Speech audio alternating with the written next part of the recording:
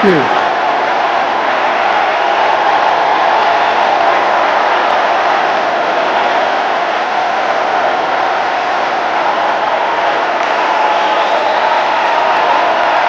Thank you.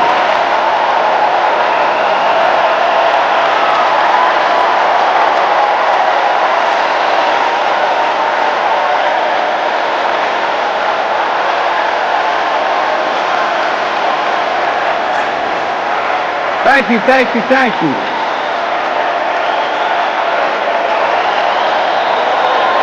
Thank you.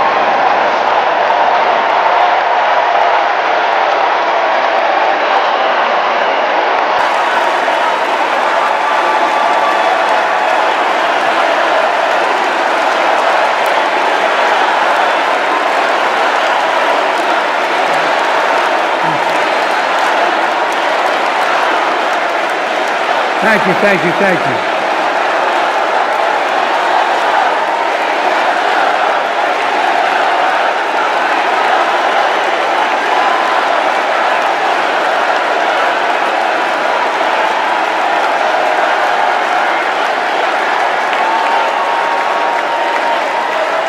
Thank you, thank you, thank you.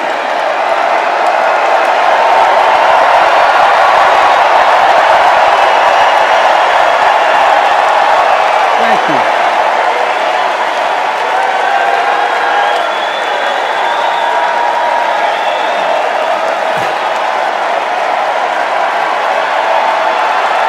Thank you.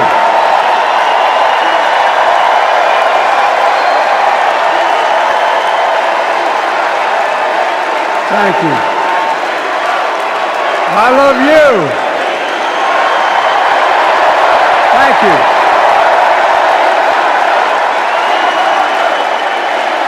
Thank you, thank you, thank you.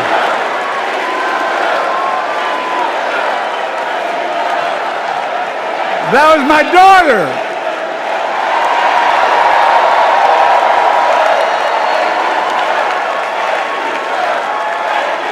Thank you.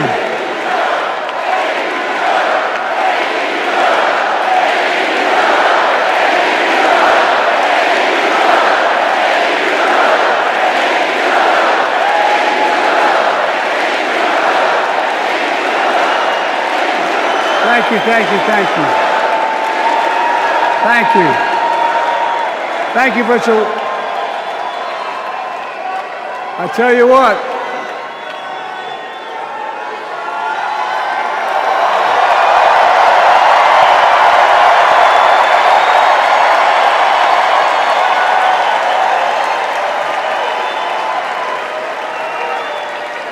To my dearest daughter Ashley, God love you, you're incredible.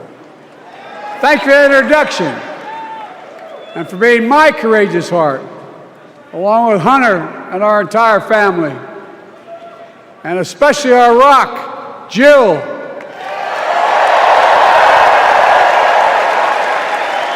Who, as those of you who know us, she still leaves me both breathless and speechless.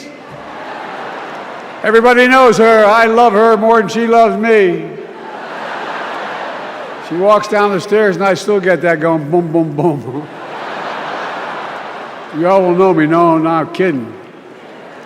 Let's give a special round of applause to our First Lady, Jill Biden.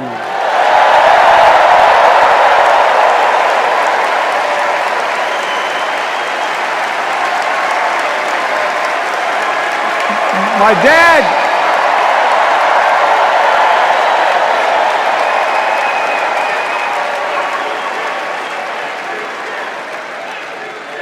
My dad used to have an expression, for real. He'd say, Joey, family is the beginning, the middle, and the end. And I love you all. Folks. And America, I love you.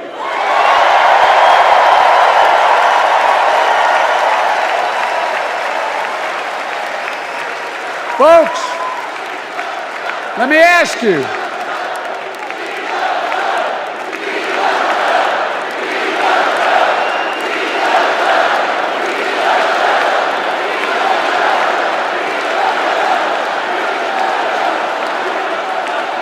Let me ask you, are you ready to vote for freedom?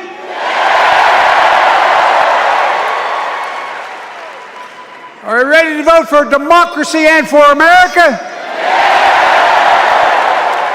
Let me ask you, are you ready to elect Kamala Harris and Tim Walz, President and Vice President of the United States?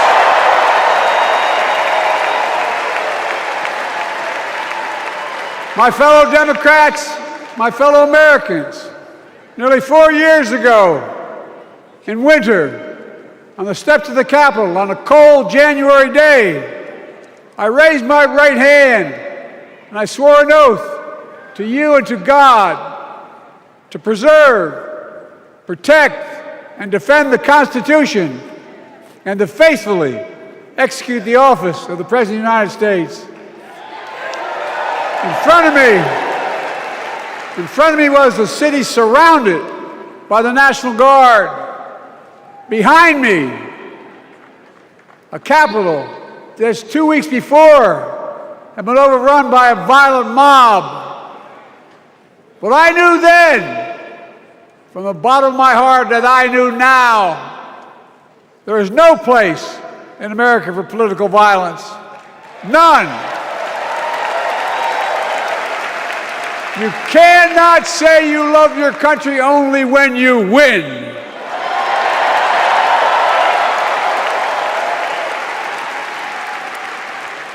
In that moment, I wasn't looking to the past, I was looking to the future. I spoke of the work at hand, the moment we had to meet. It was, as I told you then, a winter of peril and possibility. Of peril and possibility. We're in the grip of a once-in-a-century pandemic, historic joblessness, a call for racial justice long overdue, clear and present threats to our very democracy. Thank you.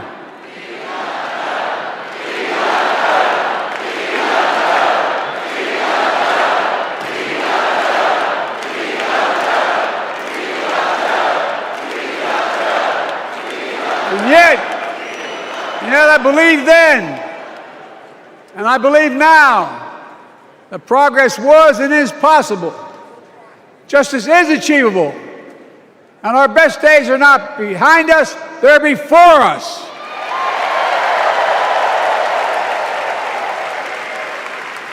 Now it's summer.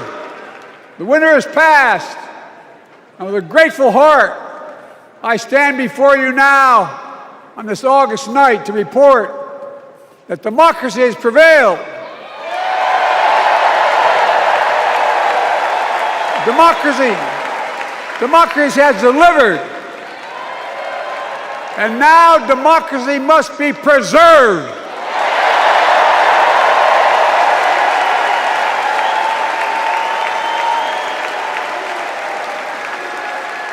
You've heard me say it before. We're facing an inflection point. One of those rare moments in history when the decisions we make now will determine the fate of our nation and the world for decades to come. That's not hyperbole, I mean it literally. We're in a battle for the very soul of America.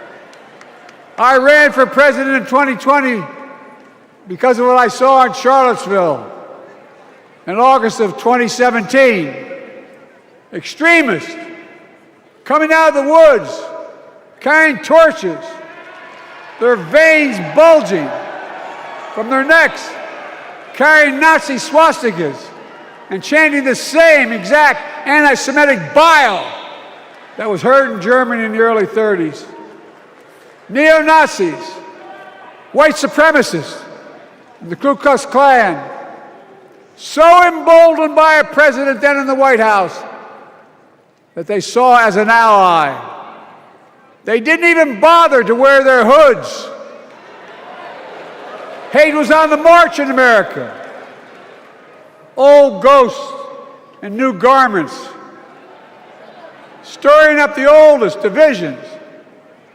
stoking the oldest fears, giving oxygen to the oldest forces that they long sought to tear apart America. In the process, a young woman was killed. When I contacted her mother, I asked about what happened. She told me. When the president was asked what he thought had happened, Donald Trump said, and I quote, "There are very fine people on both sides. My God." That's what he said. That is what he said and what he meant. That's when I realized, had listened to the admonition of my dead son, I could not stay in the sidelines. So I ran.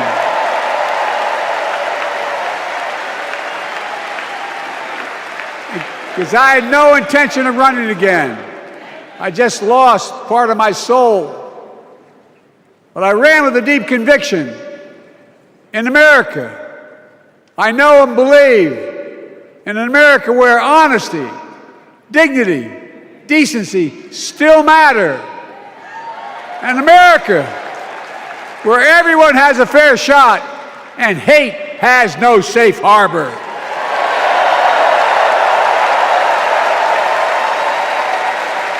An America where the fundamental creed of this nation, that all of us are created equal, is still very much alive. And a broad coalition of Americans joined with me. 81 million voters voted for us, more than any time in all of history. Because of all of you in this room and others, we came together in 2020 to save democracy.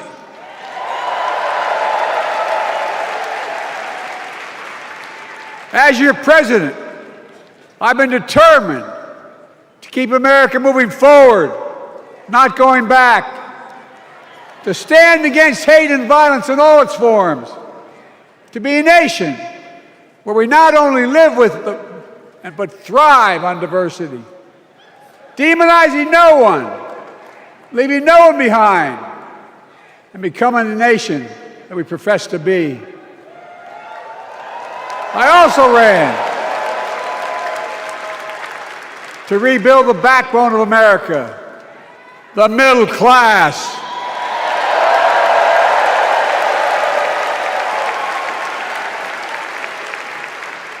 I made a commitment to you that I be a president for all Americans, whether you voted for me or not.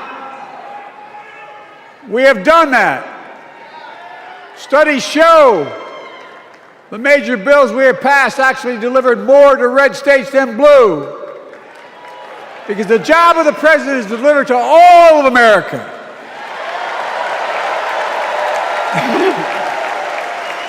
And because of you, and I'm not exaggerating, because of you, we've had one of the most extraordinary 4 years of progress ever, period. When I say we, I mean Kamala and me. Just think about it. COVID no longer controls our lives. We've gone from economic crisis to the strongest economy in the entire world. Record 16 million new jobs, record small business growth, record high stock market, record high 401ks, wages up, and inflation down, way down, and continuing to go down.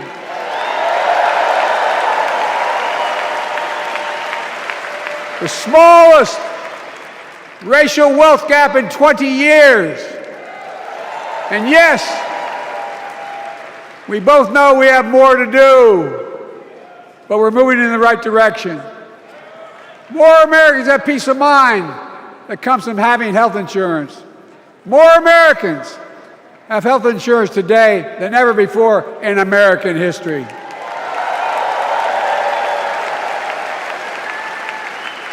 And after, as a young senator beginning to fight for 50 years to give Medicare the power to negotiate lower prescription drug prices, we finally beat Big Pharma.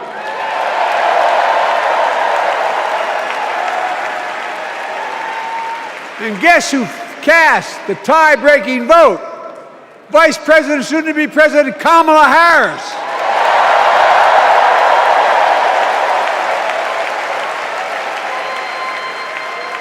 And now it's the law of the land. Instead of paying $400 a month for insulin, seniors with diabetes will pay $35 a month. The law we passed already includes, starting in January, every senior's total prescription cost can be capped at $2,000 no matter how expensive the drugs they have. And what we don't focus on, and our Republican friends don't seem to understand, our reforms don't just save seniors money, they save the American taxpayers money. You know what we just passed saves? It saved $160 billion over the next decade. That's not hyperbole. It's because Medicare no longer has to pay those exorbitant prices to the big pharma. But look, thank you, Kamala, too. Look, folks, how can we have the strongest economy in the world without the best infrastructure in the world? Donald Trump promised Infrastructure Week every week for 4 years, and he never built a damn thing.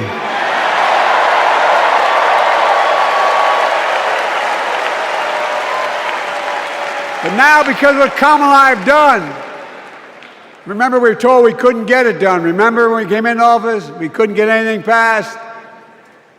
But right now, we're giving America an infrastructure decade, not week.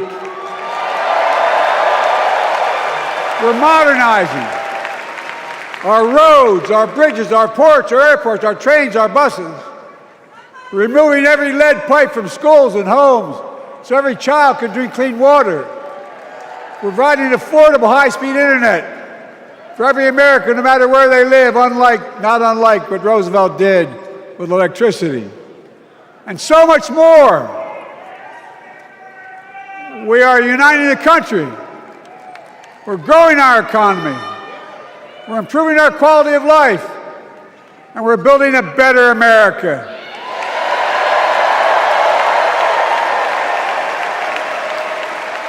Because that's who we are. How can we be the strongest nation in the world without leading the world in science and technology? After years of importing 90% of our semiconductor chips from abroad, which America invented those chips, our Chips and Science Act meant that private companies from around the world are now investing literally tens of billions of dollars to build new chip factories right here in America.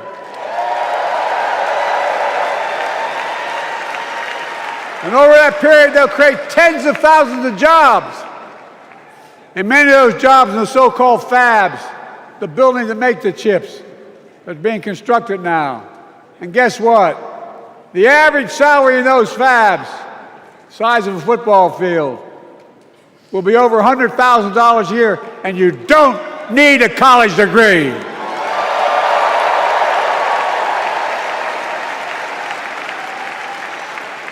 Because of you and so many electeds out there, American manufacturing is back. Where the hell does it say we wouldn't lead the world in manufacturing? 800,000 new manufacturing jobs.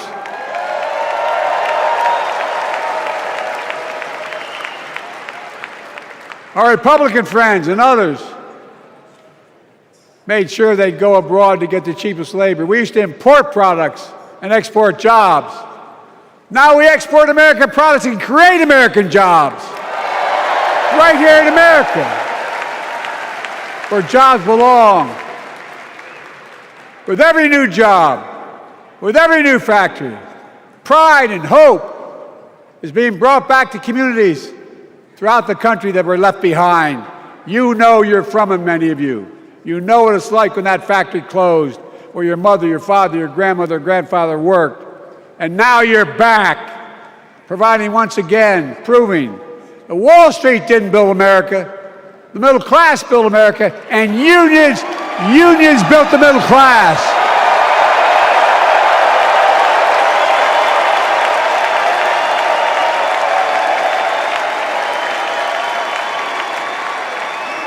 It's been my view since I came to the Senate.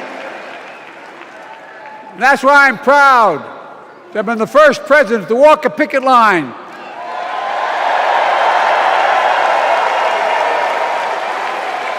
and be labeled the most pro-union president in history, and I accept it. That's a fact.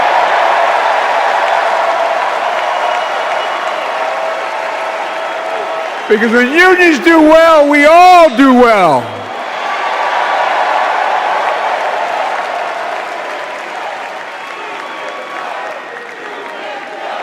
You got it, man. You got it.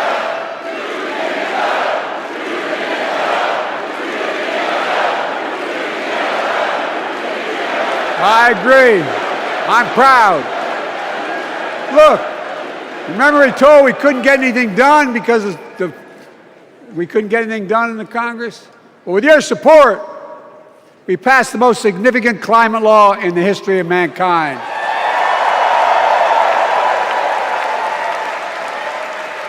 Over $370 billion. Cutting carbon emissions in half by 2030. Launching a climate corps, similar to AmeriCorps and Peace Corps, creating tens of thousands of jobs for young people of the future who are going to make sure this continues. Creating hundreds of thousands of jobs in clean energy for American workers, including the IBEW installing 500,000 charging stations all across America. And in the process, reducing carbon emissions. And we're seeing it. We're seeing to it that the first beneficiaries of environmental initiatives are those fence-line communities that have been smothered by the legacy of pollution. Louisiana and Delaware, Route 9,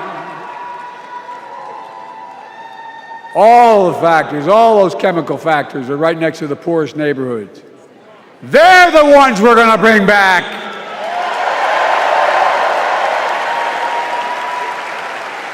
And how? How can we be the greatest nation in the world without the best education system in the world? Donald Trump and the Republican friends, they not only can't think, they can't read very well. Seriously, think about it. Look at their Project 2025. They want to do away with the Department of Education. Well, during the pandemic, Kamala and I helped states and cities get back their schools back open. And we gave public school teachers a raise. We created apprenticeships with businesses and communities, putting students on a path to a good paying job, whether or not they go to college. And by the way, we're making college a hell of a lot more affordable. Increasing Pell Grants by $900. Over $15 billion to HBCUs. Minority service education, including Hispanic institutions and tribal colleges.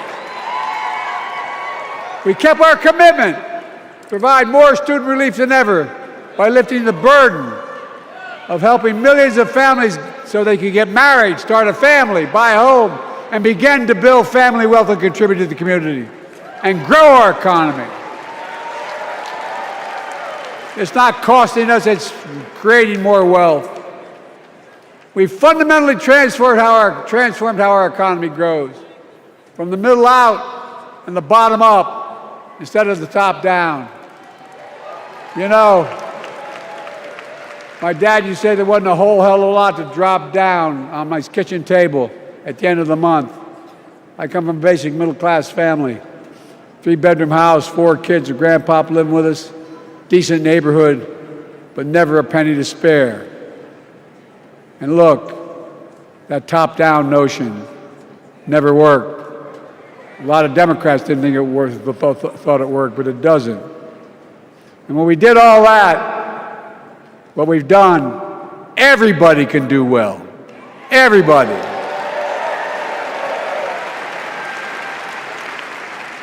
Donald Trump calls America a failing nation. No, I'm serious. But think about this. Think about this. He publicly says to the whole world, I'm going to say something outrageous. I know more foreign leaders by their first names and know them well than anybody alive. Just because I'm so damn old. But I'm not joking.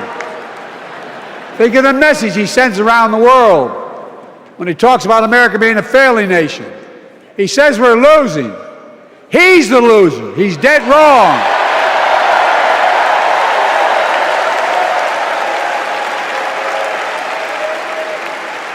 Many of you are very successful people who travel the world. Name me a country in the world that doesn't think we're the leading nation in the world. Without America, not a joke, think about it. I'm being literal. Who could lead the world other than the United States of America? Well, guess what? America's winning, and the world's better off for it. America's more prosperous, and Americans are safer today than we're under Donald Trump. Trump continues to lie about crime in America, like everything else. Guess what? On his watch, the murder rate went up 30%, the biggest increase in history. Meanwhile, we made the largest investment, Kamala and I, in public safety ever. Now, the murder rate is falling faster than any time in history. Violent crime has dropped to the lowest level of more than 50 years. And crime will keep coming down when we put a prosecutor in the Oval Office instead of a convicted felon.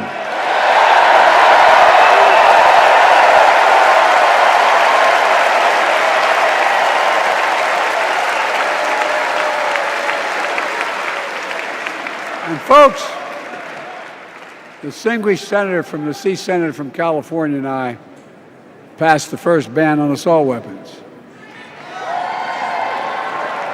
And guess what? It worked. If we care about public safety, we need to prevent gun violence. And what makes me ashamed when I travel the world, which I do, more children in America are killed by a gunshot than any other cause in the United States. More die from a bullet than cancer, accidents, or anything else in the United States of America. My God. That's why Kamala and I are proud. We beat the NRA when we passed the first major bipartisan gun safety law in 30 years.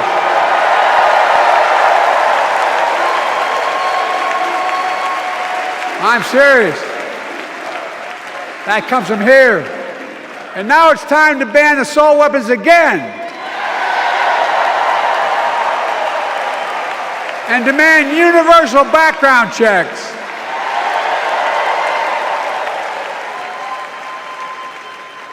It's hard. I never thought I'd stand before a crowd of Democrats and refer to a president as a liar so many times. No, I'm not trying to be funny. It's sad. Trump continues to lie about the border. Here's what he won't tell you. Trump killed the strongest bipartisan border deal in the history of the United States that we negotiated with the Senate Republicans. It took 4 weeks. Once it passed, and never acknowledged the most expansive border change in American history. He called senators to say, don't support the bipartisan bill, because he said it would help me politically and hurt him politically. My God. No, I'm serious. Think about it. Not a joke. Ask even the press who doesn't like me. They'll tell you that's true. Typically Trump, once again, putting himself first and America last. Then I had to take executive action. The result of the executive action I took Border encounters have dropped over 50%. In fact, there are fewer border crossings today than when Donald Trump left office. And unlike Trump, we will not demonize immigrants, saying they're the poison of blood of America. Poison the blood of our country. Kamala and I are committed to strengthening legal immigration, including protecting dreamers and more.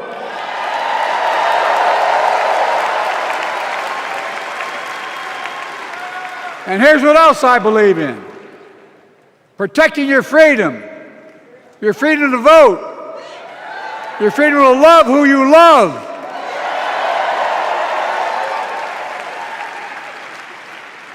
and your freedom to choose.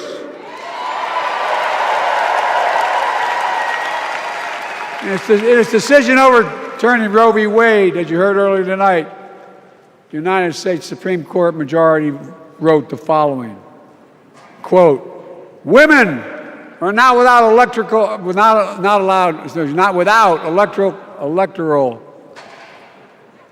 or political power." No kidding. MAGA Republicans found out the power of women in 2022. And Donald Trump is going to find out the power of women in 2024. Watch.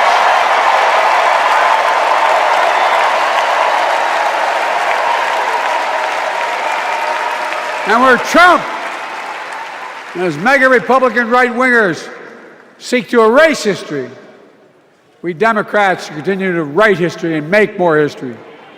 I'm proud to have kept my commitment to appoint the first black woman in the United States Supreme Court.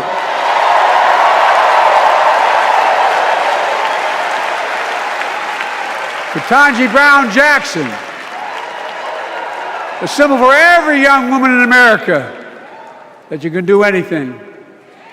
I'm proud that I've kept my commitment to have an administration that looks like America and that taps in to the full talent of our nation. The most diverse cabinet in history, including the first black woman of South Asian descent to serve as vice president,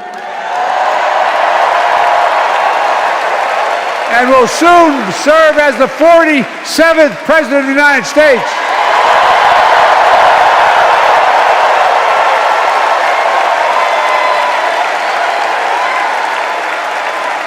She is good. Look. Thank you, Kamala.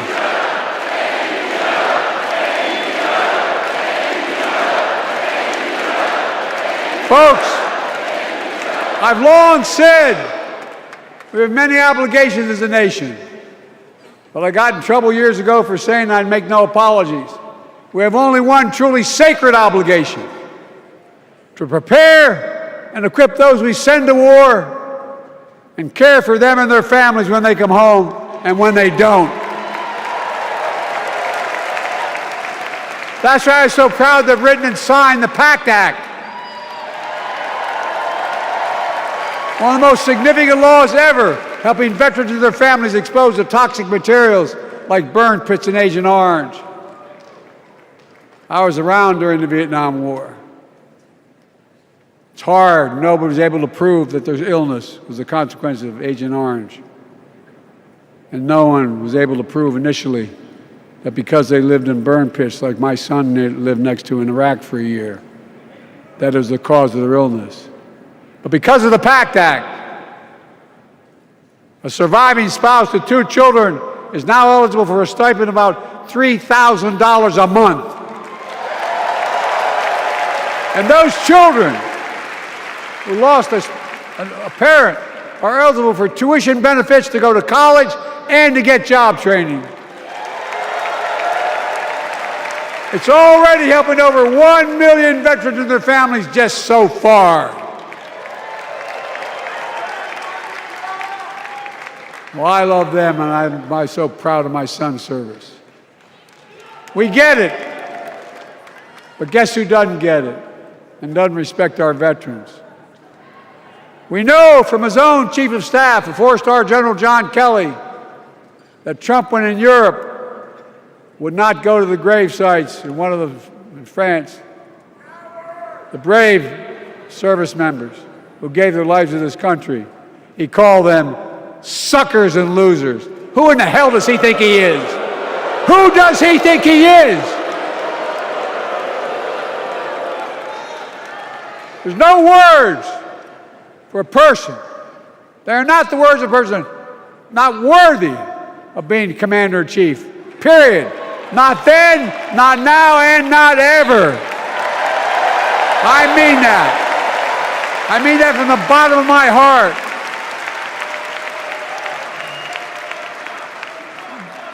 Just as no commander-in-chief should ever bow down to a dictator, the way Trump bows down to Putin. I never have, and I promise you, Kamala Harris will never do it. Will never bow down. When Trump left office, Europe and NATO was in tatters. Not a joke. America First doctrine changed our whole image in the world. Well, they gave the hours, about 190 hours sum total, even my counterparts or heads of state in Europe, to strengthen NATO. We did. We united Europe like it hadn't been united for years, adding Finland and Sweden to NATO. 10 days before he died, Henry Kissinger called and said, not since Napoleon has Europe not looked over their shoulder at Russia with dread, until now. Until now. Well, guess what? Putin thought he'd take Kyiv in 3 days. 3 years later, Ukraine is still free.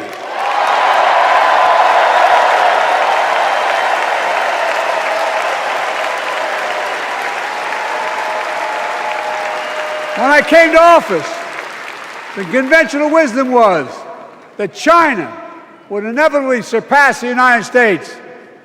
They haven't noticed. No one's saying that now.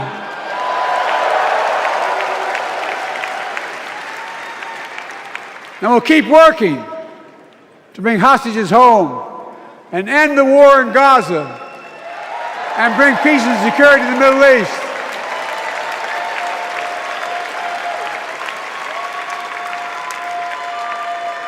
As you know, I wrote a peace treaty for Gaza. A few days ago, I put forward a proposal that brought us closer to doing that than we've done since October 7th.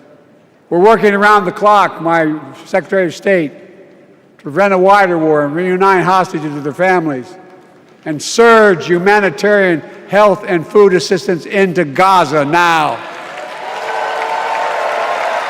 To end the civilian suffering of the Palestinian people, and finally deliver a ceasefire and end this war.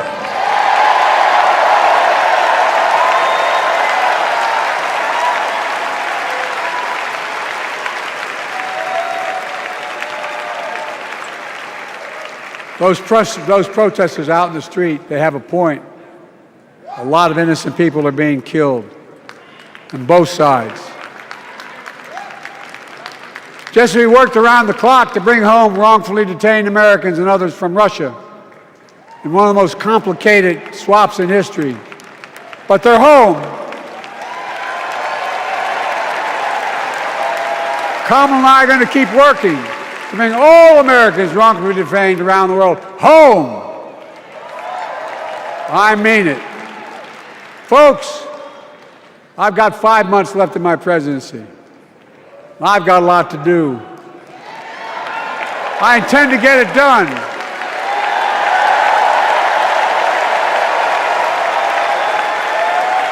It's been the honor of my lifetime to serve as your president.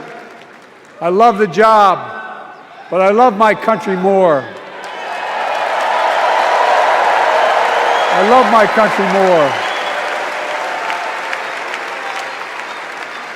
And all this talk about how I'm angry at all those people who said I should step down. That's not true.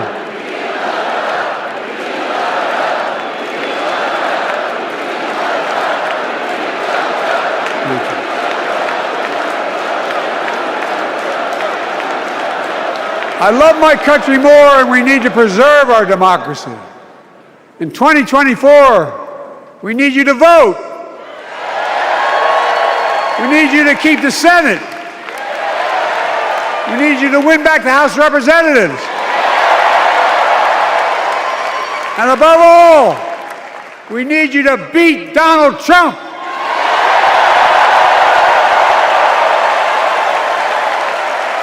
And elect Kamala and Tim, President and Vice President of the United States of America. Look, they'll continue to lead America forward, creating more jobs, standing up for workers, growing the economy, lower the cost to American families so they just have a little more breathing room. We've made incredible progress, but we have more work to do. And Kamala and Tim will continue to take on corporate greed and bring down cost of food.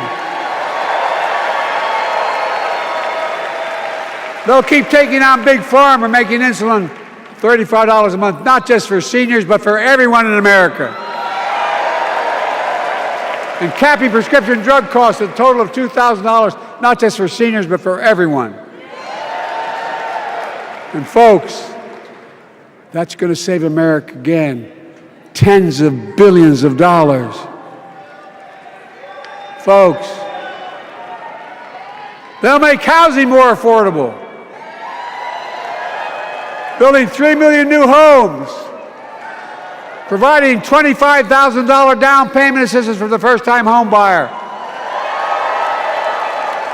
more than the 10 we approved. Donald Trump wants a new tax on imported goods, food, gas, clothing, and more. You know what that will cost the average family, according to the experts? $3,900 a year in a tax. No, that's a fact. Kamala and Tim will make the child care tax credit permanent.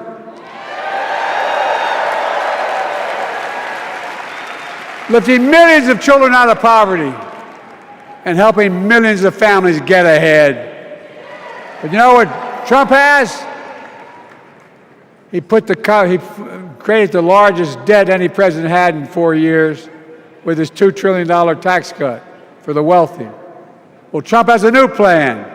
He wants to provide a $5 billion tax cut for corporations that are very wealthy. Read it. Put us further in debt. And folks, you know we have 1,000 billionaires in America. You know what their average tax rate they pay? 8.2%. If we just increased our taxes we proposed to 25%, which isn't the highest tax rate even, it would raise $500 billion new dollars over 10 years. They'd still be very wealthy. Look, Kamala and Tim are going to make them pay their fair share. They'll protect Social Security and Medicare. Trump wants to cut Social Security and Medicare. Kamala and Tim will protect your freedom. They'll protect your your right to vote. They'll protect your civil rights. And you know Trump will do everything to ban abortion nationwide. Oh, he will. You know, Kamala and Tim will do everything they possibly can. That's why you have to elect a Senate and a House to restore Roe v. Wade.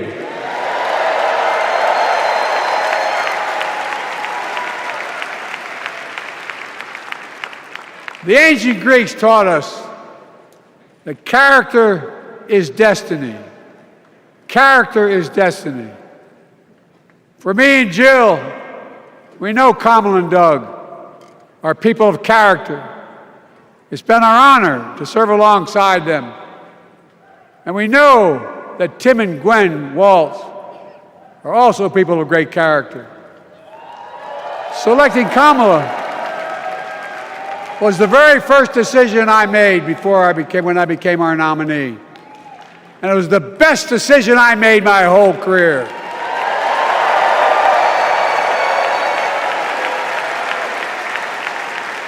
We've not only gotten to know each other, we've become close friends.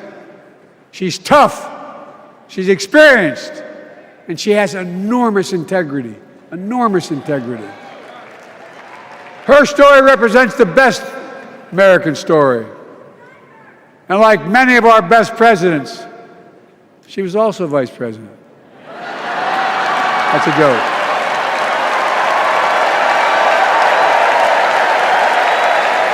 But she'll be a president our children can look up to. She'll be a president respected by world leaders because she already is. She'll be a president we can all be proud of. And she will be a historic president who puts her stamp on America's future.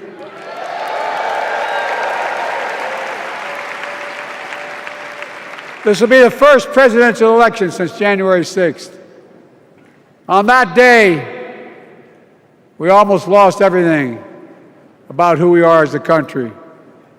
And that threat, this is not hyperbole, that threat is still very much alive.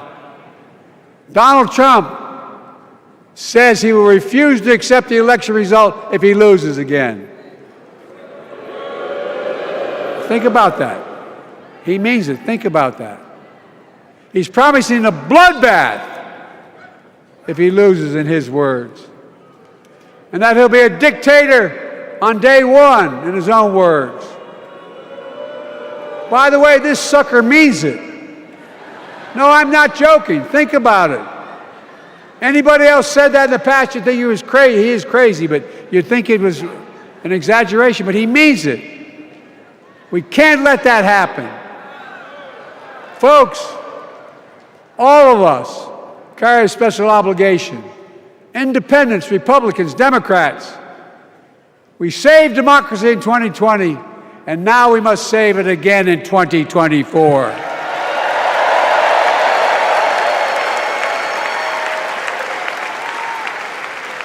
The vote of each of us cast this year will determine whether democracy and freedom will prevail.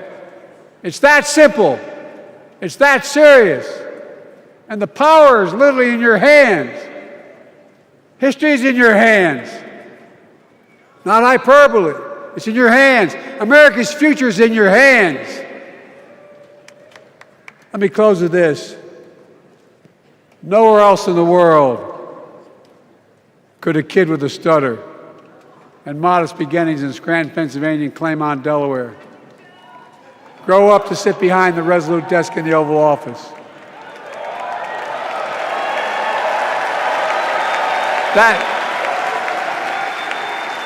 That's because America is and always has been a nation of possibilities. Possibilities. We must never lose that. Never. Kamala and Tim understand that this nation must continue to be a place of possibilities, not just for the few of us, but for all of us. So join me in promising your whole heart to this effort, and where my heart will be. I promise I'll be the best volunteer Harris and Walz has Cam ever seen.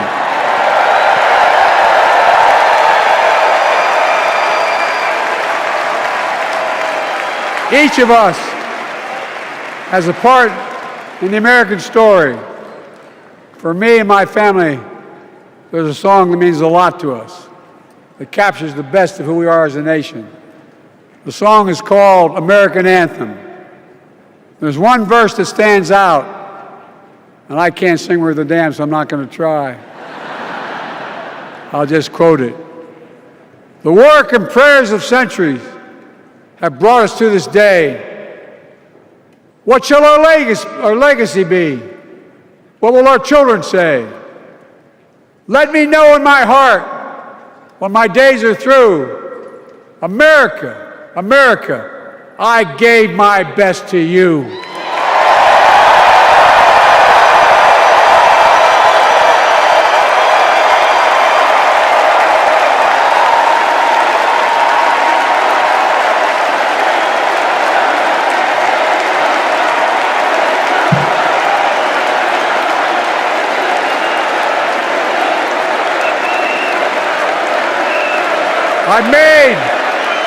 I made a lot of mistakes in my career, but I gave my best to you.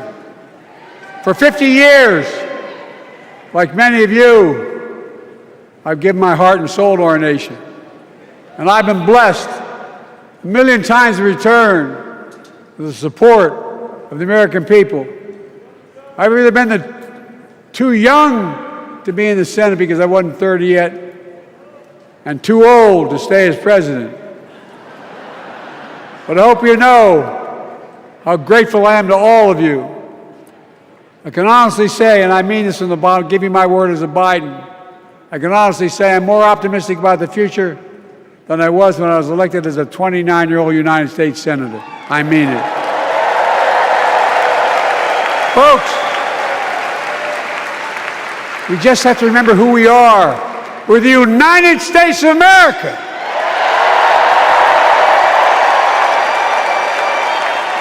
And there's nothing we cannot do when we do it together. God bless you all, and may God protect our troops. Thank you.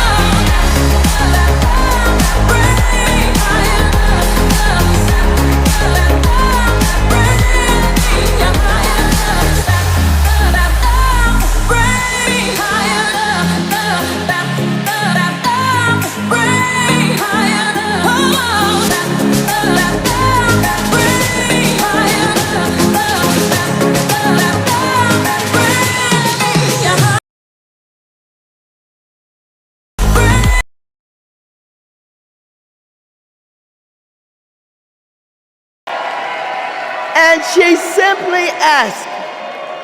simply asked that her delegates be seated in place of the state's all-white delegation. She told the people in the room about the violence she suffered at the hands of white police because she, a black woman, had demanded her right to vote. When she finished, she asked the country a simple but profound question. Is this America? She didn't get the outcome she was hoping for in Atlantic City, but you can bet that when the official Mississippi delegation was seated at the convention 4 years later, Fannie Lou Hamer was sitting there with them. Now here we are, 60 years later at another Democratic convention with Kamala Harris as our party's nominee. Oh, so I know there is no better leader to marshal us into the future. Kamala has been a courtroom prosecutor, a district attorney, an attorney general, a United States senator, vice president of the United States. And when the dust settles in November, and Americans of all stripes have elected her their president, I know she'll be thinking about Fannie Lou, who I happen to know is one of Kamala's heroes. In that moment, all of us, from New York to Pennsylvania to Arizona to California,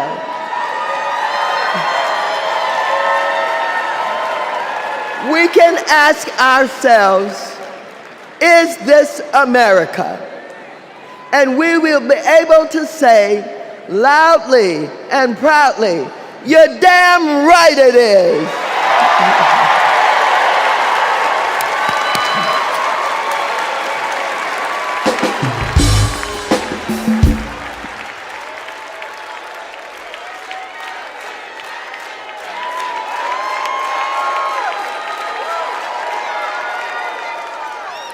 Please welcome President and CEO of the NAACP, Derek Johnson, and President and CEO of the National Coalition on Black Civic Participation, Melanie Campbell.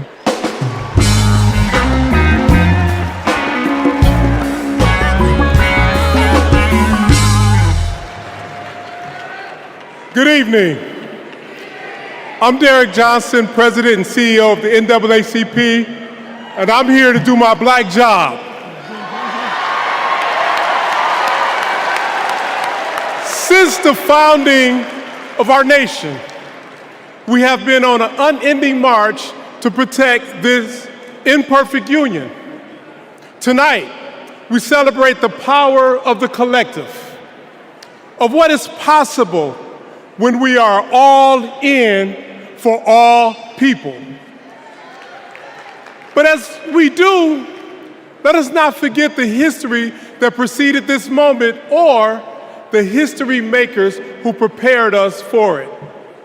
As we just heard, in 1964, the Mississippi Freedom Democratic Party, led by Fannie Lou Hamer, and Mississippi NAACP State President Aaron Henry, who stood tall and challenged a process that excluded them to ensure that we will all be recognized here tonight.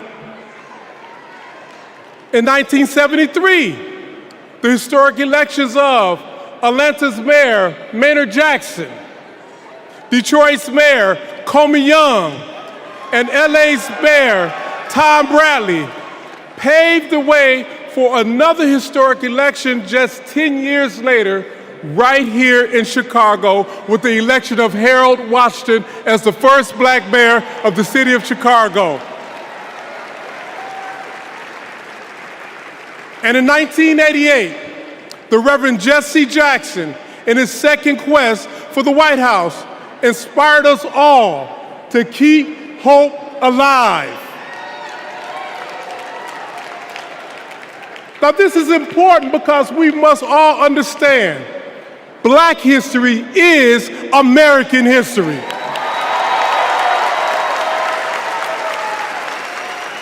And in this historic moment, we will write the next chapter together.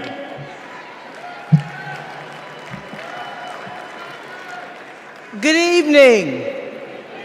I'm Melanie Campbell, President and CEO of the National Coalition on Black Civic Participation and National Convener of the Black Women's Roundtable.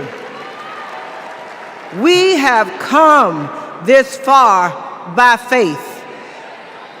And for Black women, this moment has been a long time coming. Vice President Kamala Harris's path to becoming the Democratic nominee for President of the United States has been paved by the leadership, sacrifice, faith, and patriotism of generations of Black women. Black women like Dr. Dorothy Irene Height, Diane Nash, Ella Baker, Amelia Boynton Robinson, Barbara Jordan, Shirley Chisholm, and Reverend Willie Barrow.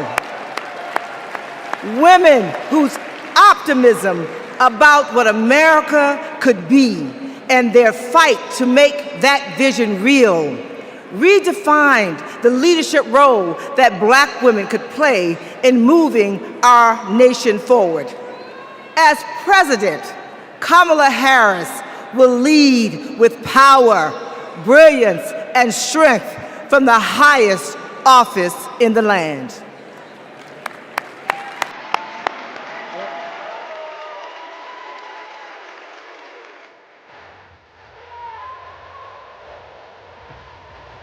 We resist those attacks collectively, and we will stand together. Do we believe in freedom? Support human rights. We believe in that. Support self-determination. We're built on that. Stronger together is not just a lesson from our history. The institutions of this country belong to all of the people who inhabit it.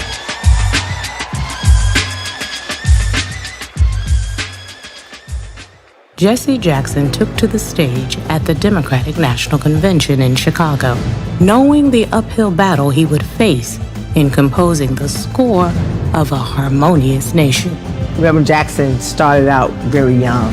He opened the door, and he continues to do that even now, that all of us have a responsibility for other generations to come behind us. Jesse Jackson's candidacy in 1984 helped to pave the way for Barack Obama's presidency in 2008. His 1988 candidacy helped to reshape the Democratic National Committee. His candidacy was before its time. Fueled by passion and determination and marching to their own beat, our civil rights leaders laid the groundwork for lasting change, dreaming of a country where equality and justice inspired the next generation. We need the energy of our young people. We need the wisdom of our elders. We all can be proud to say that we are truly a leading democracy and we respect people's ability to exist. America is not like a blanket, one piece of unbroken cloth, the same color, the same texture, the same size. America is more like a quilt, many patches, many pieces, many colors, many sizes. Standing on the shoulders of giants, Kamala Harris is the candidate who encompasses the brilliance, determination, analysis, and the action to carry the torch lit by the founders of the movement. There's only one choice to represent our collective voice. What kind of country do we want to live in? Value system of the modern Democratic Party has been shaped by the civil rights movement of the 1960s. There's a direct line from 64, the National Democratic Convention, where Fannie Lou Hamer asked to be seated, and 2024, where a Black woman is the Democratic nominee. It's been a long struggle and a long journey, but Fannie's gonna be vindicated and Shirley Chisholm's gonna be vindicated in the 24 Democratic Convention. I wonder if I could sit in a room with Shirley Chisholm, with Rosa Parks, with Coretta Scott King. What would they say about what's happening today? The civil rights movement has been a key part of organizing the agenda, not just of the Democratic Party, but of democracy. This is the hope that runs through Kamala Harris's leadership, one where hope, change, and freedom are the drumline of our democracy. I stand before you today as a candidate for the Democratic nomination for the presidency of the United States of America. I stand before you today to proudly announce I am now officially the Democratic nominee for President of the United States. We must never surrender. America will get better. Keep hope alive. Keep hope alive. Please welcome founder and president of the Rainbow Push Coalition, Reverend Jesse Jackson.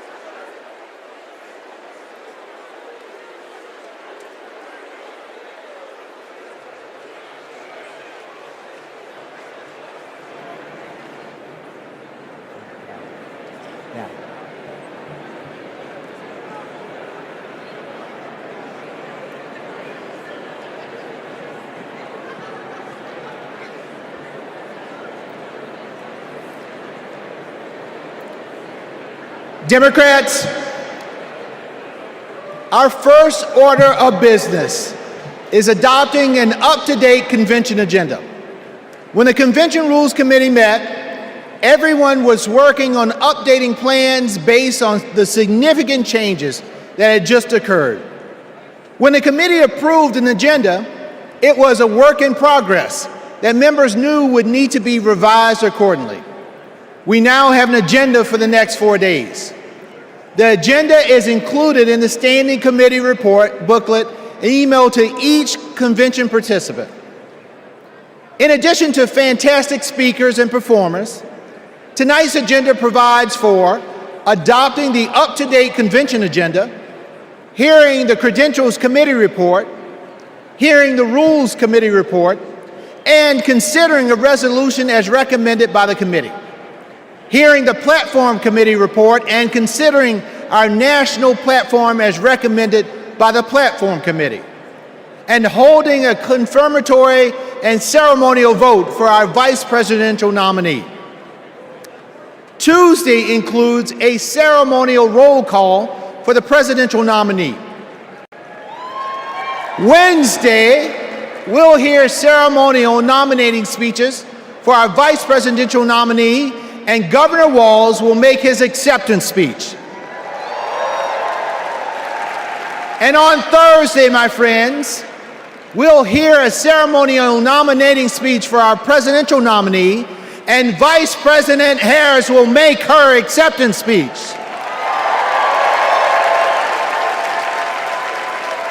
So now, delegates, the chair will entertain a motion to approve the up-to-date agenda. Is there a second? All in favor of approving the convention agenda, please say aye. All opposed, say nay. The ayes have it.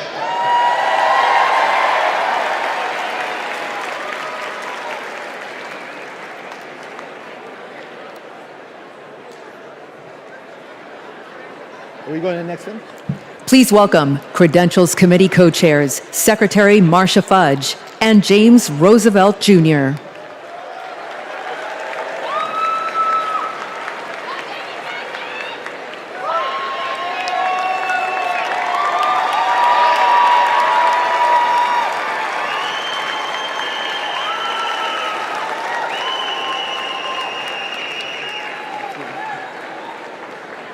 Greetings, my friends. It is an honor to have served as co-chair along my friend, Jim Roosevelt.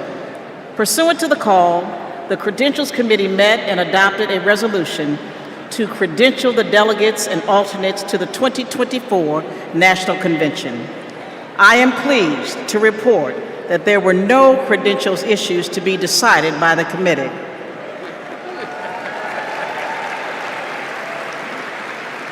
Their work allowed us to nominate two champions for democracy and freedom, Vice President Harris and Governor Walz.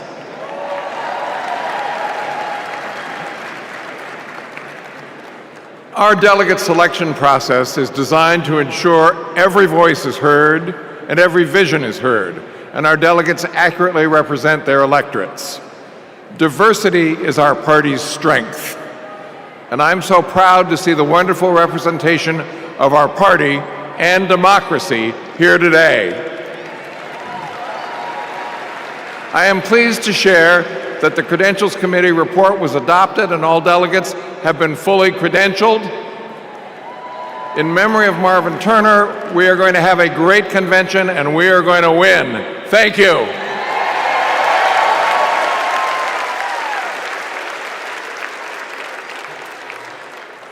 Please welcome Rules Committee co-chair, Bishop Leah Daughtry.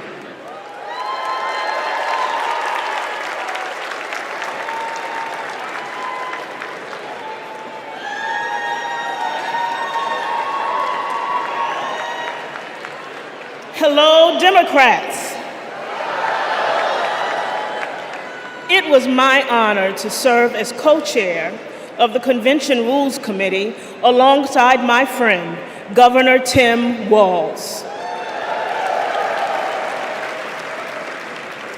Governor Walz is a little occupied this evening.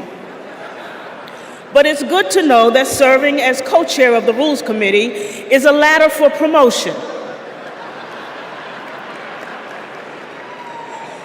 The Rules Committee adopted the procedural rules of the convention on July 24th. They are based on long-standing processes governing our convention and ensured that we met all ballot access deadlines.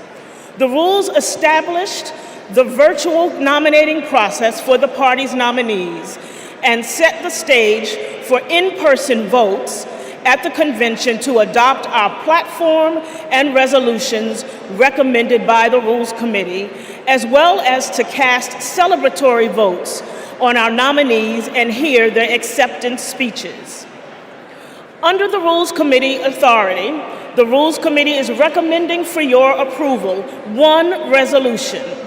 Contained in the committee's report, the resolution supports the current practice regarding automatic delegates, as well as other reforms to make our party stronger. The co-chairs are pleased to move the adoption of this resolution on behalf of the Rules Committee. Thank you, Bishop Daughtry. The Rules Committee has moved the approval of the resolution. Is there a second? We have a second. I will now call for a voice vote on approving the resolution as recommended by the Rules Committee. All those in favor of the committee's recommendation to approve the unity resolution say aye. Aye. All opposed say nay. I'm pleased to report for the record that with a majority of delegates having voted in the affirmative, the resolution has been approved. My thanks to our Rules Committee co-chairs and members for your efforts to build a transparent and inclusive party. Thank you, Madam Chair.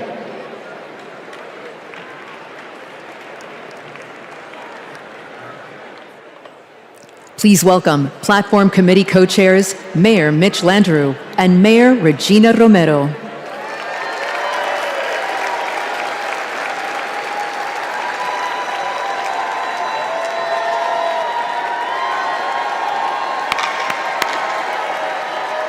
Hello, delegates. It is my pleasure to join Co-Chair Romero to present the national platform as recommended for approval by the committee. Our platform is grounded in our democratic values of hope, of progress, and love of our country. It makes a strong statement about the historic work that President Biden and Vice President Harris have accomplished hand in hand, and it presents a bold vision for our future. Kamala Harris will protect reproductive freedoms. Donald Trump will rip them away. Kamala Harris will lower costs for Americans, expand access to affordable health care, protect and strengthen Social Security and Medicare. Donald Trump will cut taxes for billionaires and big corporations, and he will pay for it by putting health care and Social Security on the chopping block. Kamala Harris is going to defend our democracy. Donald Trump is going to undermine it. The choice before us is clear, and the stakes could not be higher. Buenas noches, demócratas. Mayor Landrieu, it was a pleasure to serve as your co-chair. I also want to recognize Louisa Terrell and the drafting subcommittee for their work. This platform was passed by the Platform Committee on July 16, prior to the President passing the torch in an act of love and patriotism. And it's the product of a comprehensive process to engage with leaders from all corners of our winning coalition. Hundreds of submissions, hours upon hours of hearing and testimonies, countless conversations with community leaders and grassroots Democrats.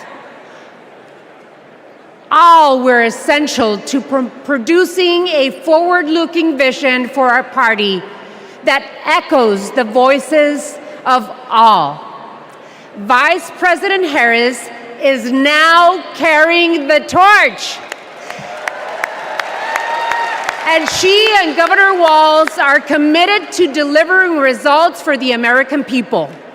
Then you have Donald Trump. His extreme agenda is working against everyday Americans. He is fighting for big oil, big pharma, big banks.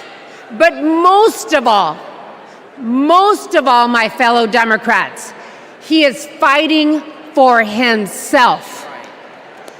This November, we need to keep Democrats in office and elect Kamala Harris and Tim Walz so we can implement an agenda that works for everyone.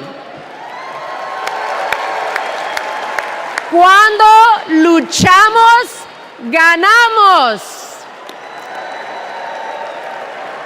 And with that, on behalf of the Platform Committee, we are pleased to move the adoption of the 2024 Democratic National Platform. Thank you. The co-chairs have moved the approval of the national platform. Is there a second? We have a second. I will now call for a voice vote to approve the platform as recommended by the Platform Committee. All those in favor of approving the platform, please say aye. All opposed say no. Co-chairs, I am pleased to report for the record that with a majority of the delegates having voted in the affirmative, the platform has been adopted. Once again, thank you to our Platform Committee co-chairs and members, as well as the Platform Drafting Committee and its chair, Louisa Terrell.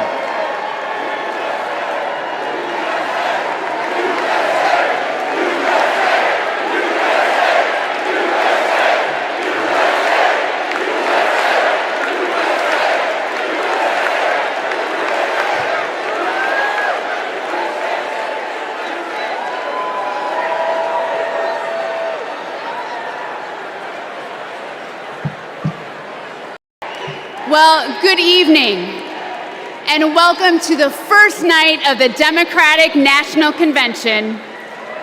I'm Peggy Flanagan, Lieutenant Governor of Minnesota, and I am thrilled to be here in Chicago with Democrats from across the country to rally around Kamala Harris and Tim Walz and their vision for America.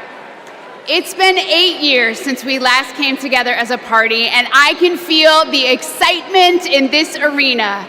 It's filled with energy and with joy. Our theme tonight is for the people. We'll hear from union leaders, civil rights advocates, and our fellow citizens. And we'll hear from our president, Joe Biden, who has been a champion for the people for his entire life. My name in the Ojibwe language is Gigi Wewadam Ukwe, or in English, speaks with a clear and loud voice woman. I'm a member of the White Earth Nation, and my family is the Wolf Clan. And the role of our clan is to ensure that we never leave anyone behind. That's why I am supporting Kamala Harris and Tim Walz to be the next president and vice president of the United States. For almost 6 years, I've worked side by side with Governor Walz. I've seen how hard he's worked for Minnesota to be the best place for kids to grow up. He does it all with a big heart, a buffalo plaid jacket, and a bottomless bag of snacks. Nutter Butters, cheese curds, and Diet Dew. Every time we meet, he brings something for me because he's always got my back. And when he's vice president, he will always have yours. He and Kamala Harris have spent their lives fighting for you, for your family, for your future. So whether you're a lifelong Democrat or just tuning in, thank you for being part of this evening.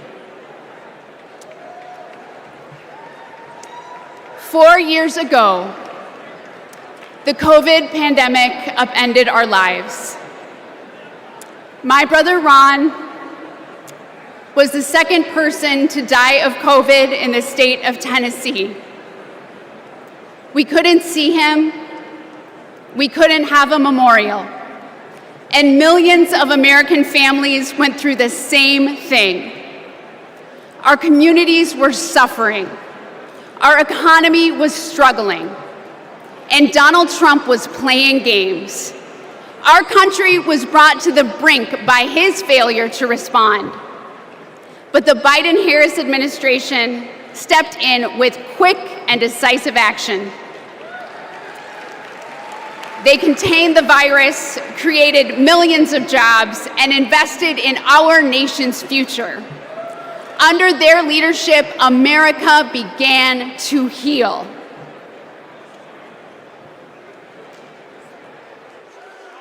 Are there words about a pandemic at this point? No, we're not at all. We have it totally under control. We think we have it very well under control. We pretty much shut it down. A lot of people think that goes away in April. With the heat, we're in very good shape. Because of all we've done, the risk to the American people remains very low. View this the same as the flu. It's going to disappear. One day, it's like a miracle. It will disappear. We all together have done a very good job. We think the death will be at a very low number. I see the disinfectant. Is there a way we can do something like that?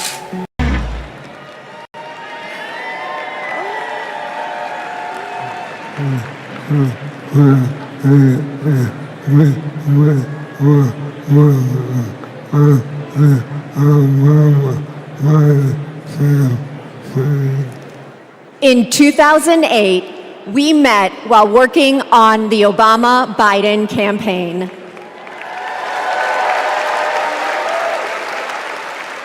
We found our way there because we believe in the power of organizing.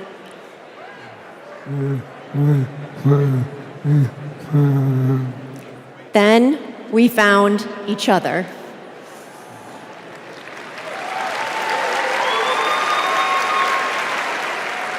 The day we brought our second daughter home from the hospital, Brian was diagnosed with ALS.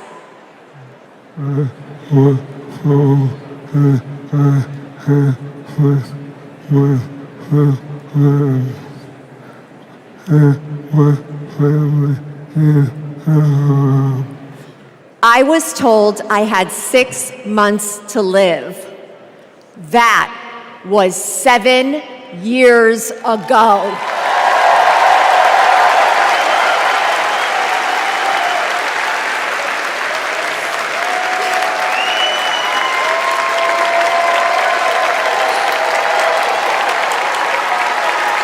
We could not change Brian's diagnosis, but we knew how to organize. So we co-founded a nonprofit called I Am ALS, and thousands of terminally ill patients fought for new therapies, $1 billion to fund ALS research, and earlier access to treatments, all of which President Biden signed into law.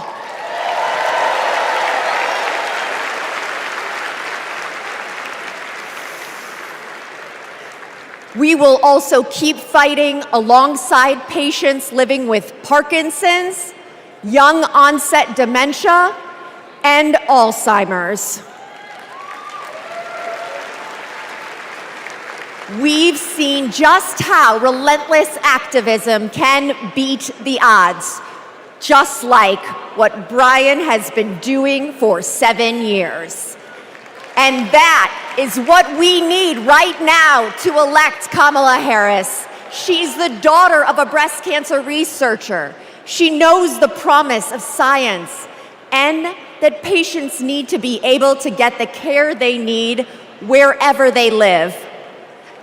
We all want to make life better for the next generation and believe that people like Brian can be the first generation of survivors.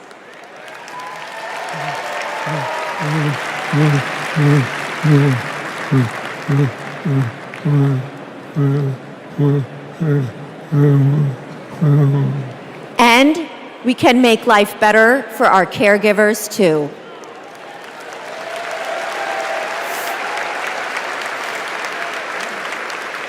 Brian and I are still driven by hope and by faith in what we can do collectively, and that includes the power of our vote. This November, we are voting for our future.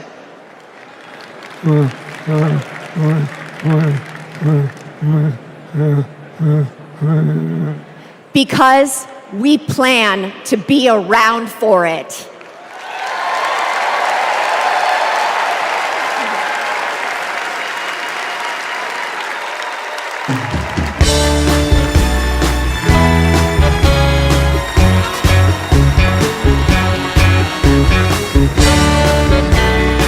Hidalgo, and I serve the 5 million residents of Harris County.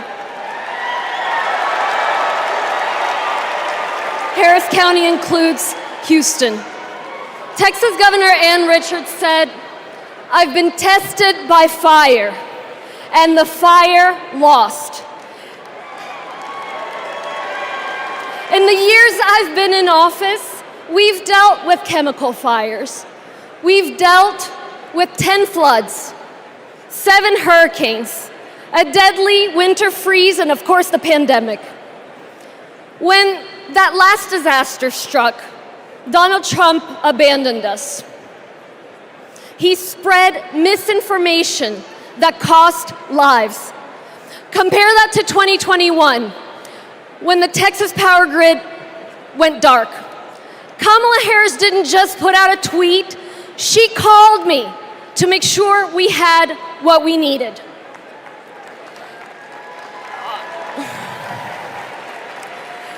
Over the years, I've learned that Kamala Harris always calls. And not only does she call, she delivers. The very week she launched her campaign, she was down in Texas with vital FEMA assistance right after Hurricane Beryl. Kamala Harris cares. She will never risk lives for the sake of politics. And she's leading the charge to protect our communities from extreme weather. The Biden-Harris administration have announced at least $1 billion to help us with just that, and Houston is thriving. We deserve leaders who acknowledge the threats, heck, the existence of climate change. We deserve tough leaders who have our backs. We deserve compassionate leaders ready to help. That's Kamala Harris and Tim Walz. I can personally attest that Kamala is a leader who has our back. I'm California's Lieutenant Governor, Eleni Kounalakis, but I hold another title just as dear to me, Kamala Harris's friend. I met her when we were both young women trying to navigate the halls of power. I worked in housing. She had just been elected district attorney. We got frequent lunches together, and she was funny and fun. She was also a great mentor. Once, I told her about a professional experience of being minimized because I was a woman.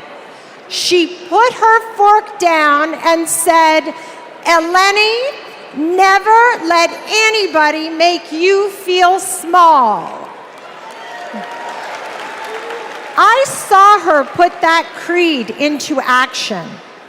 When Wall Street foreclosed on millions of homes, Washington wisdom was that $4 billion was the best you could do. Other attorneys general agreed. But because Kamala Harris grew up in a middle-class home, she knew that wasn't enough for all the working families who got screwed over. So she put her foot down and refused to settle for less. Kamala Harris won $20 billion from the big banks for California homeowners. And that's because she cares.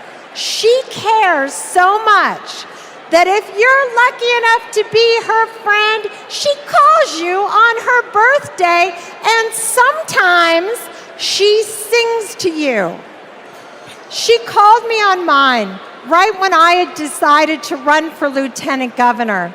She asked tough questions. I promised I'd follow her lead and invest in the future. Together, we shattered that glass ceiling, California, and got to work. I am so glad the country is getting to see the Kamala that I've known for decades. For Californians and Pennsylvanians, for Texans and Wisconsinites, for states red and blue and everything in between, President Biden and Vice President Harris have been investing in our future and are on our side, and we are not going back.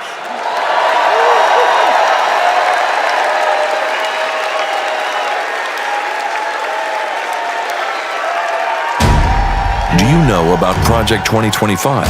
The far right's playbook. It is Trump's vision for America's future. I'm not going to be nice. It will ban abortion nationwide, I got rid of Roe v. Wade. raise taxes on middle-class families, gut Medicaid. That's money that funds a lot of... Hello! I'm Michigan State Senator Mallory McMorrow, and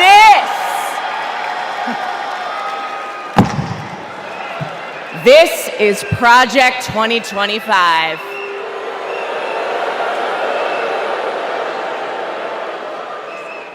Now, over the next 4 nights, you are going to hear a lot about what is in this 900-page document. Why? Because this is the Republican blueprint for a second Trump term. That's right. They went ahead and wrote down all the extreme things that Donald Trump wants to do in the next 4 years. And then they just tweeted it out, putting it out on the internet for everybody to read. So, we read it. And whatever you think it might be, it is so much worse. Tonight, I want to tell you about just one aspect of Project 2025. Its plan to turn Donald Trump into a dictator.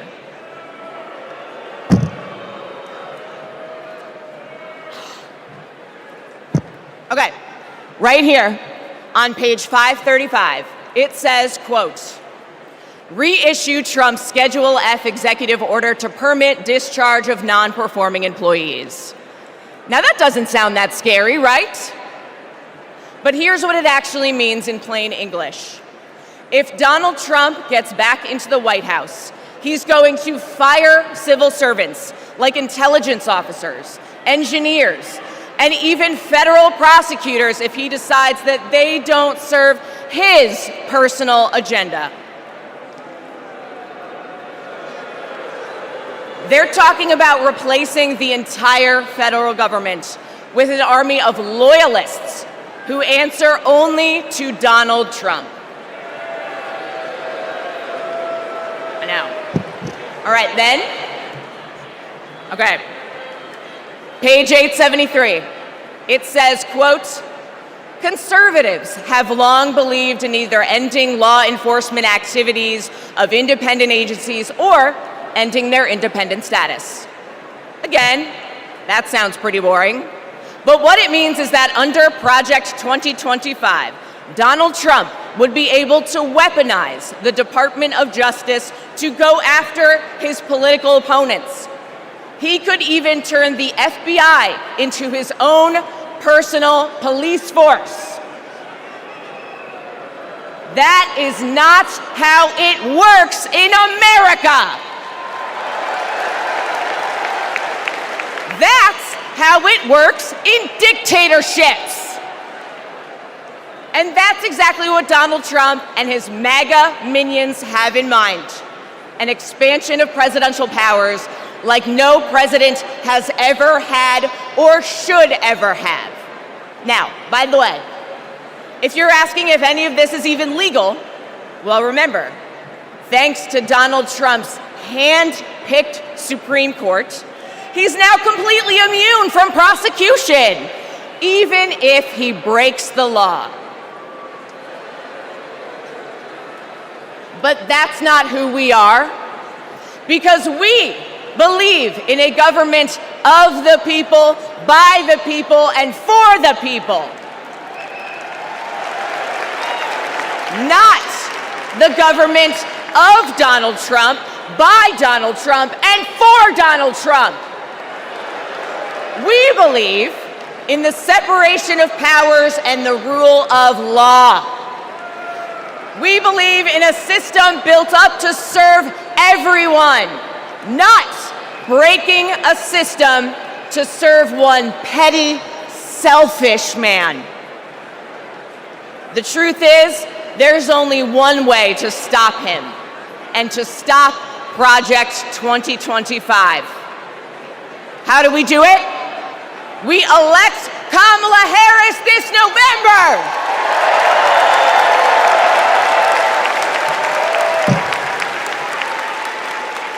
We'll be back tomorrow night to tell you what Project 2025 means for your pocketbook.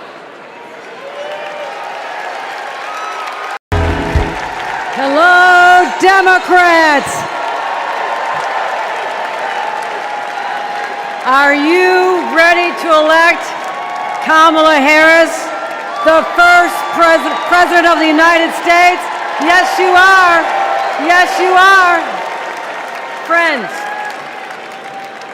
like so many of us, my grandparents came from Ireland as teenagers with nothing but hope in their hearts and fire in their bellies. They built their lives in the promised land of Buffalo, New York. A union card meant good work at the steel plant. The steel plant that lifted my parents from living in a trailer to the middle class. Like other families in my blue-collar community, they believed that with hard work, they could build a better future, not just for themselves, but for those with less hope and less opportunity. I'm proud of my roots and the values I learned: grit, determination, compassion.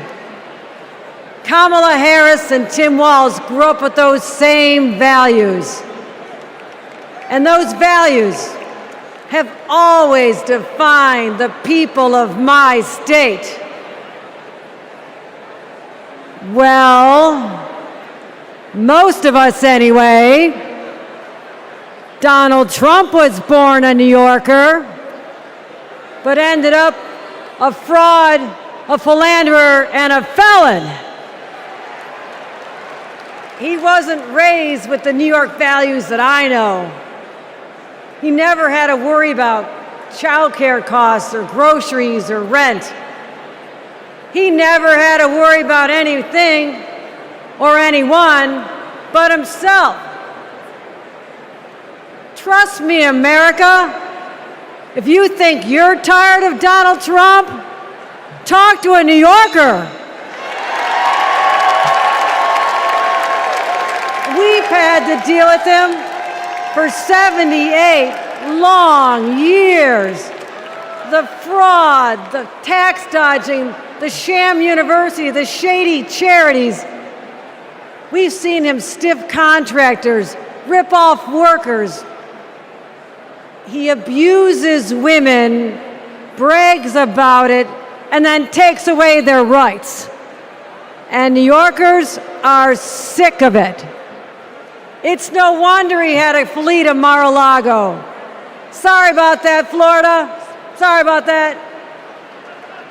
Trump hasn't spent much time in New York lately, except that is to get convicted of 34 felonies. And that's just fine with us, because New York's motto is Excelsior, ever upward.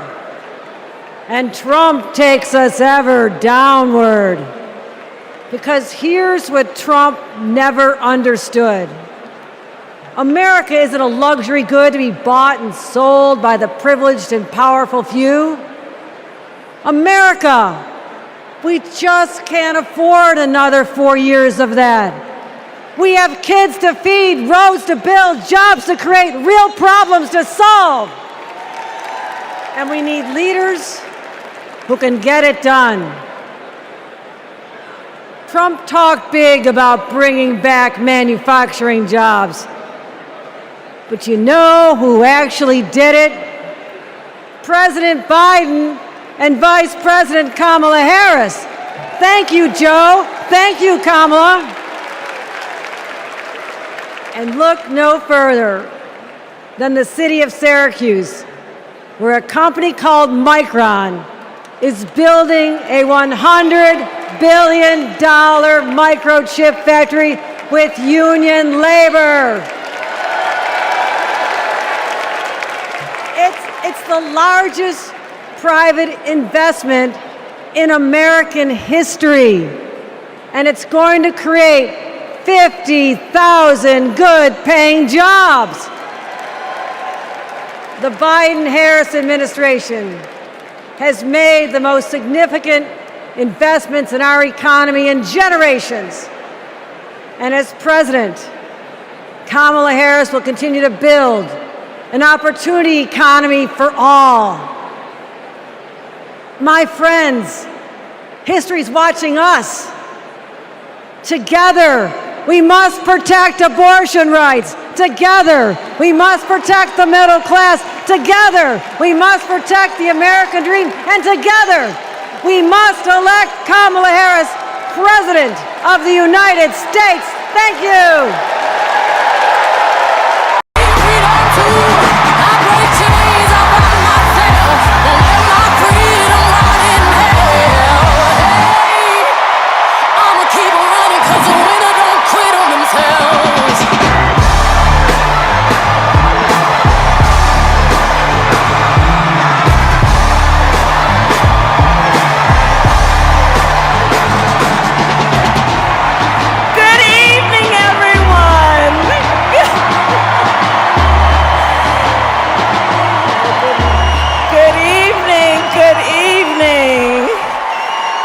So good to be with everyone this evening in this hall and everyone at home.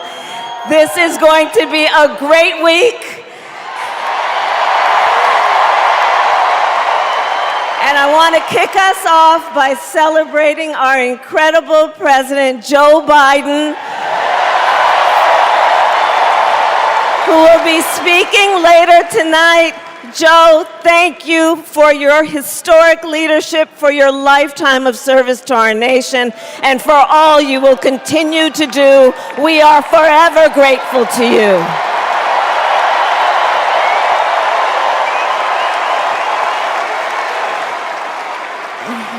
Thank you, Joe.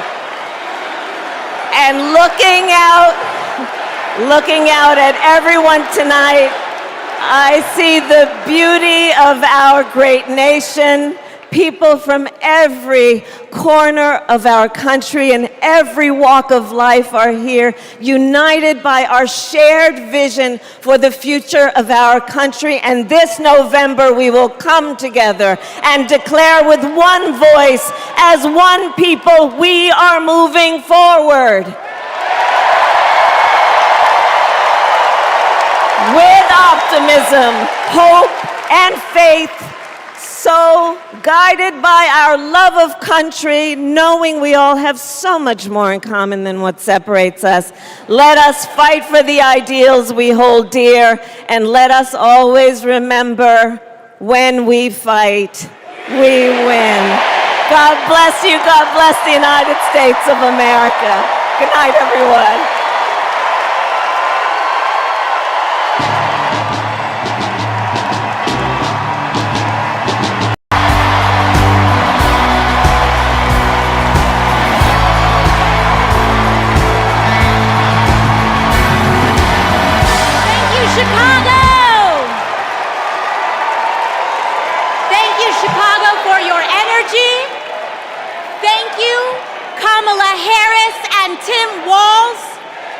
your vision?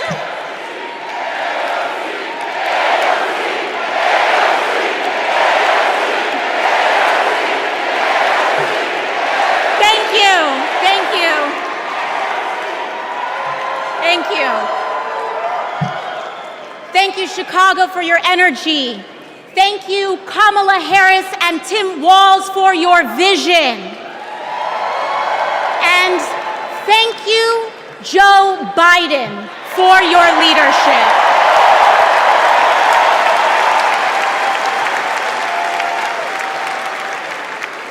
You know, 6 years ago, I was taking omelet orders as a waitress in New York City.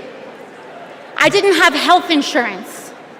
My family was fighting off foreclosure, and we were struggling with bills after my dad passed away unexpectedly from cancer. Like millions of Americans, we were just looking for an honest shake. And we were tired of a cynical politics that seemed blind to the realities of working people. It was then, only through the miracles of democracy and community, that the good people of the Bronx and Queens chose someone like me to elect them in Congress.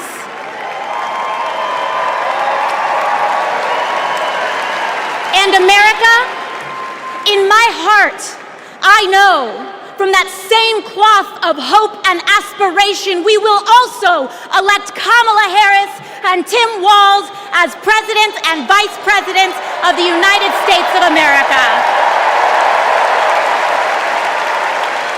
I am here tonight because America has before us a rare and precious opportunity. In Kamala Harris, we have a chance to elect a president who is for the middle class because she is from the middle class. She understands the urgency of rent checks and groceries and prescriptions. She is as committed to our reproductive and civil rights as she is to taking on corporate greed. And she is working tirelessly to secure a ceasefire in Gaza and bringing hostages home.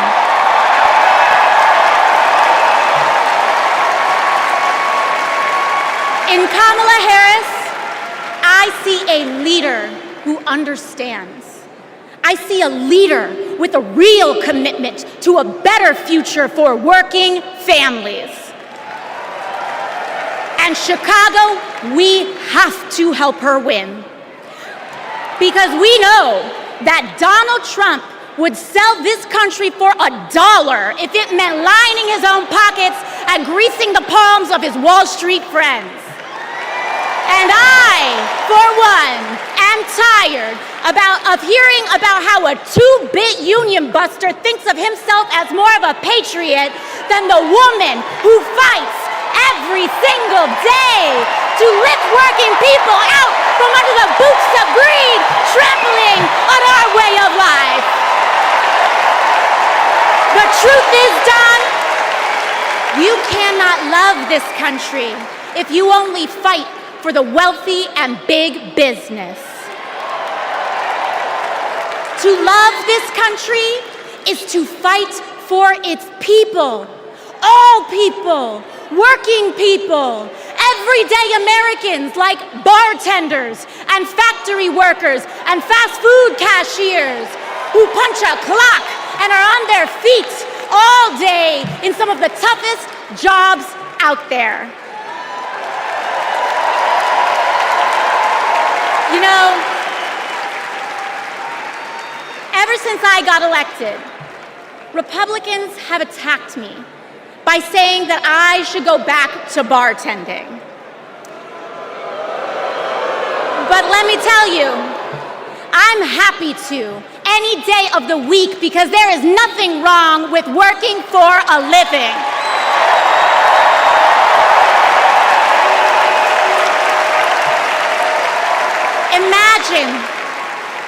Imagine having leaders in the White House who understand that, leaders like Kamala and Tim.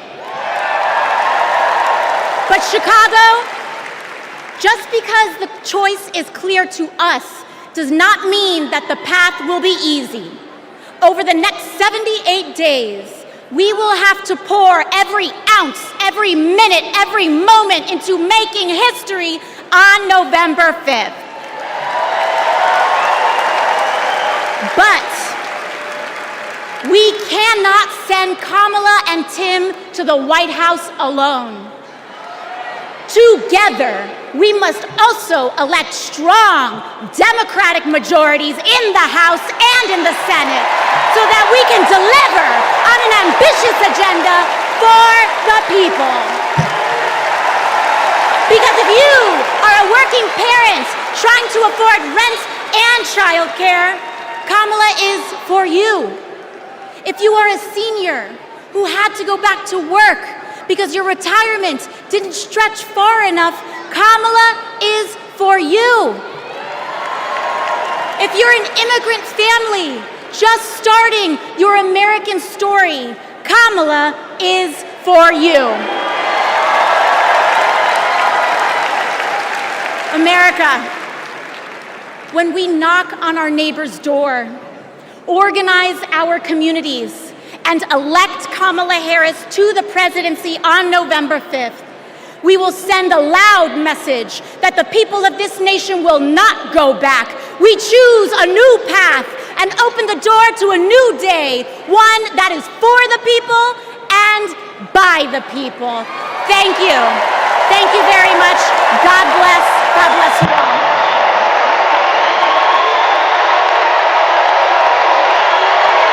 Secretary of State Hillary Clinton.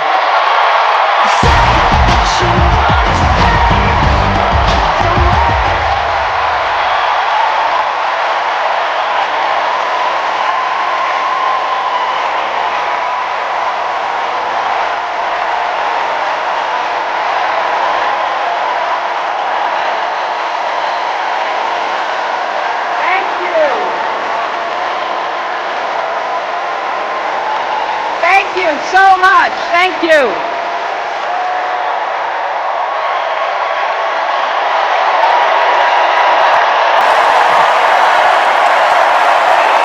Thank you.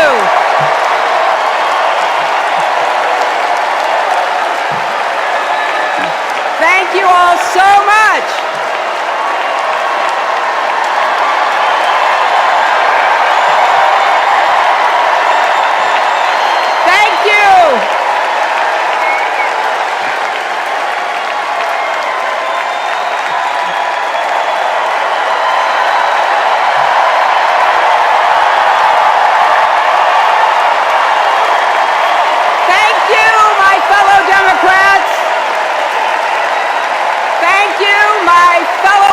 Americans.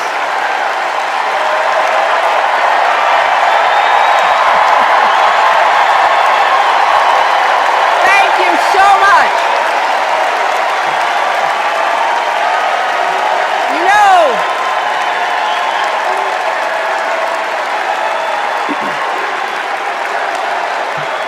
thank you all.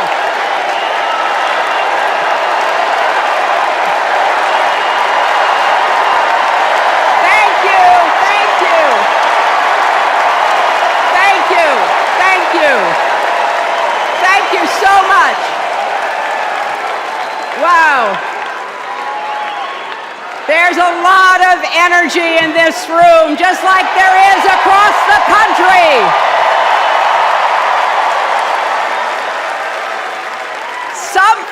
Something is happening in America. You can feel it. Something we've worked for and dreamed of for a long time.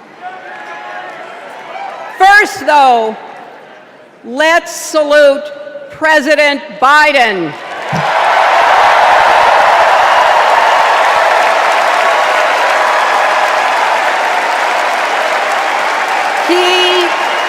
He has been democracy's champion at home and abroad. He brought dignity, decency, and competence back to the White House. And he showed what it means to be a true patriot. Thank you, Joe Biden, for your lifetime of service and leadership.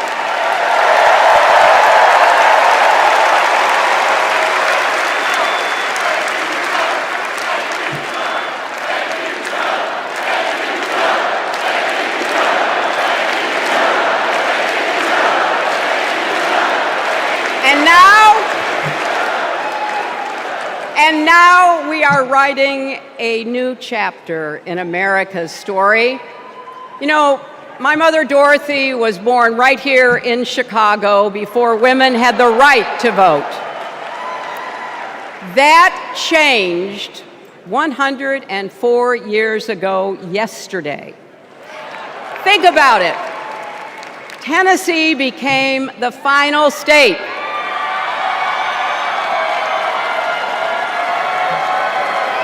to ratify the 19th Amendment to the Constitution. The state legislature was deadlocked until one lawmaker's mother, a widow who read 3 newspapers a day, sent a letter to her son. "No more delays," she wrote. "Give us the vote." And since that day, every generation has carried the torch forward. In 1972, a fearless black congresswoman named Shirley Chisholm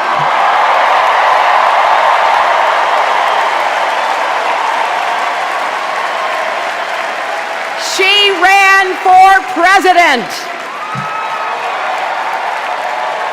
And her determination let me and millions of others dream bigger, not just because of who she was, but because of who she fought for. Working parents, poor children, the last, the least, and the lost. In 1984, I brought my daughter to see Geraldine Ferraro, the first woman nominated for vice president. If we can do this, Jerry said, we can do anything. And then there was 2016, when it was the honor of my life to accept our party's nomination for president.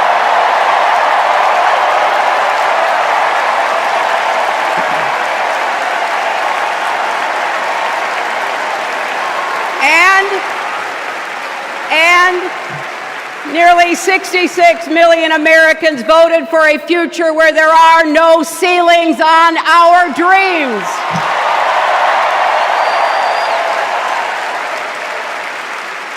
And afterwards, we refused to give up on America. Millions marched, many ran for office. We kept our eyes on the future. Well, my friends, the future is here.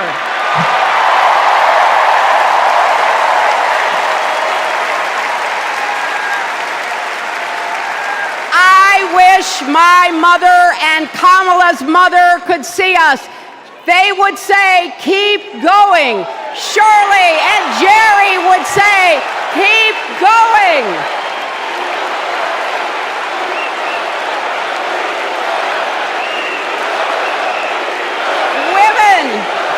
Women fighting for reproductive health care are saying, keep going. Families building better lives, parents stretching to afford child care, young people struggling to pay the rent. They're all asking us to keep going. So, with faith in each other and joy in our hearts, let's send Kamala Harris and Tim Walz to the White House.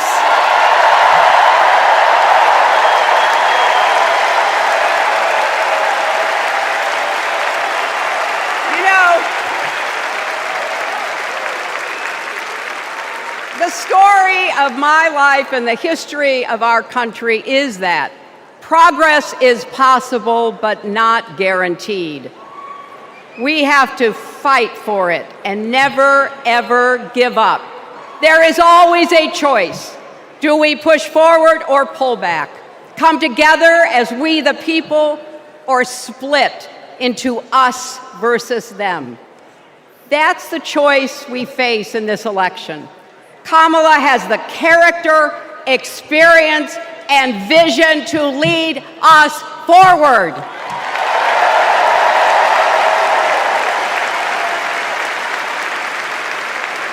I know her heart and her integrity. We both got our start as young lawyers, helping children who were abused and neglected. That kind of work changes a person. Those kids stay with you. Kamala carries with her the hopes of every child she protected, every family she helped, every community she served.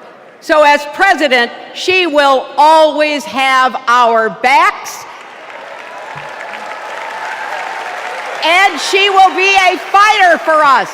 She will fight to lower costs for hardworking families, open the doors wide for good-paying jobs, and yes, she will restore abortion rights nationwide.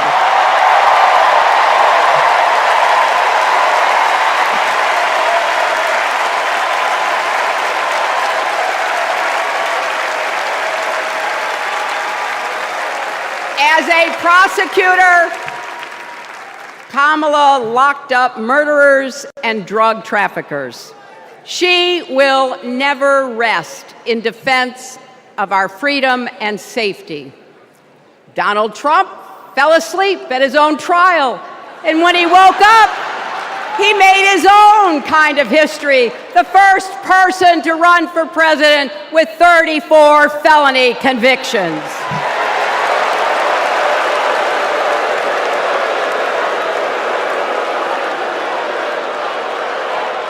As Vice President, Kamala sat in the Situation Room.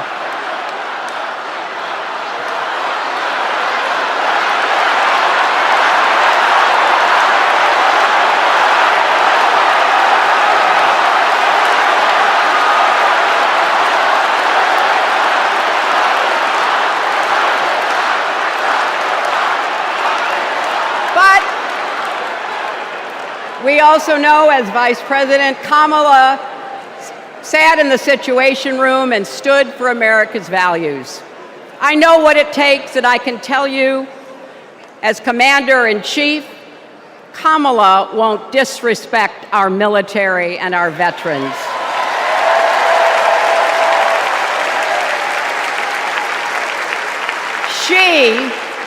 She reveres our Medal of Honor recipients. She won't be sending love letters to dictators. She will defend democracy and our Constitution and will protect America from enemies, foreign and domestic.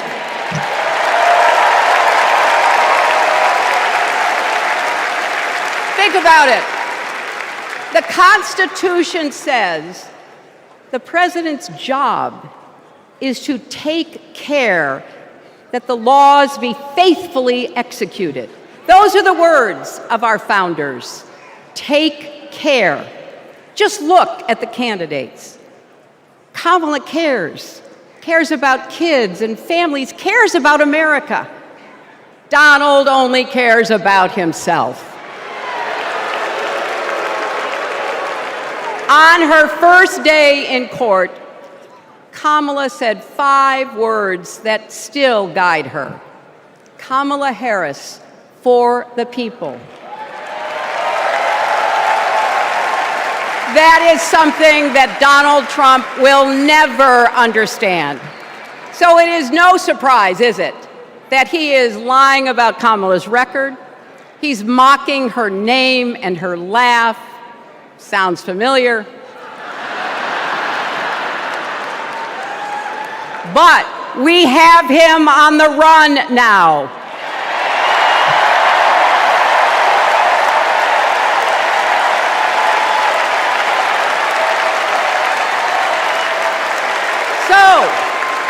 So, no matter what the polls say, we can't let up. We can't get driven down crazy conspiracy rabbit holes. We have to fight for the truth. We have to fight for Kamala as she will fight for us. Because you know what? It still takes a village to raise a family, heal a country, and win a campaign.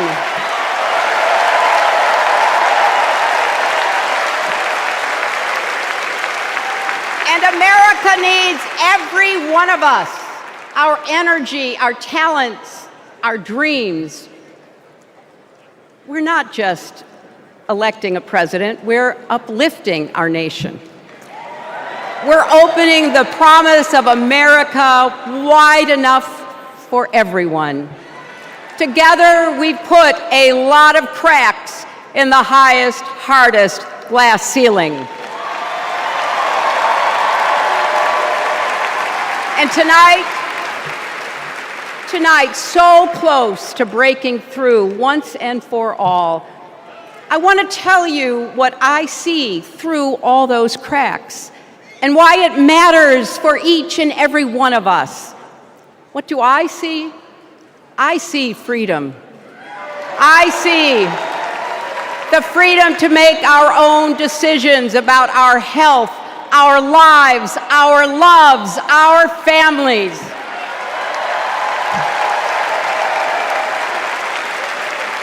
The freedom to work with dignity and prosper, to worship as we choose or not, to speak our minds freely and honestly.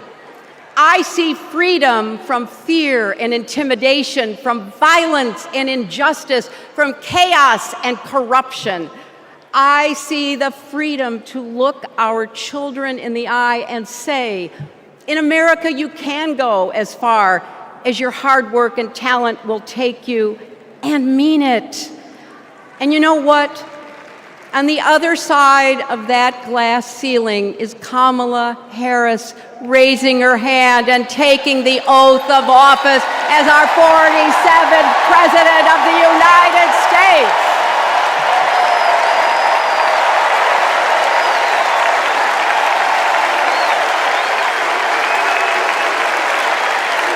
Because, my friends, when a barrier falls for one of us, it falls. It falls and clears the way for all of us.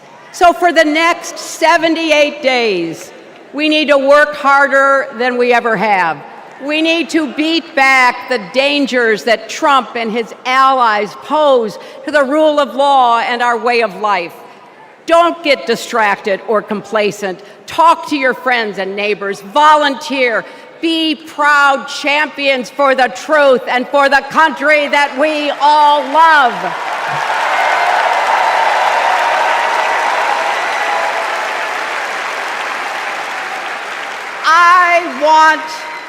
I want my grandchildren and their grandchildren to know I was here at this moment, that we were here, and that we were with Kamala Harris every step of the way. This is our time, America. This is when we stand up. This is when we break through. The future is here. It's in our grasp. Let's go win it.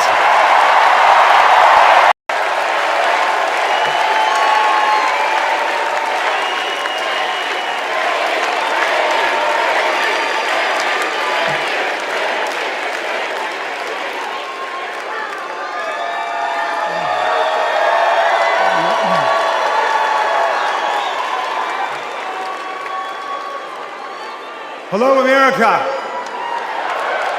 and welcome to the Democracy Convention.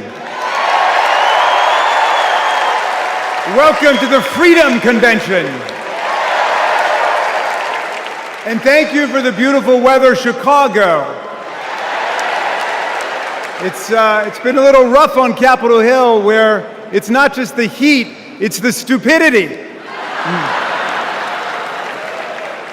Now, we meet in this great city tonight where Abraham Lincoln was nominated in 1860 to save the Union from fanatical insurrectionists, and where Franklin D. Roosevelt was renominated by Democrats in 1940 to defeat fascist dictators.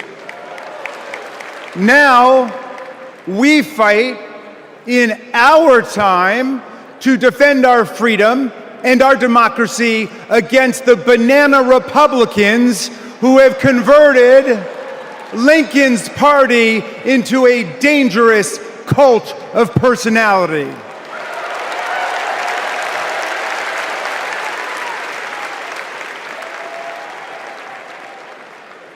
You know, I'll never forget the pounding on the doors of the House chamber on January 6th, or the screams to follow.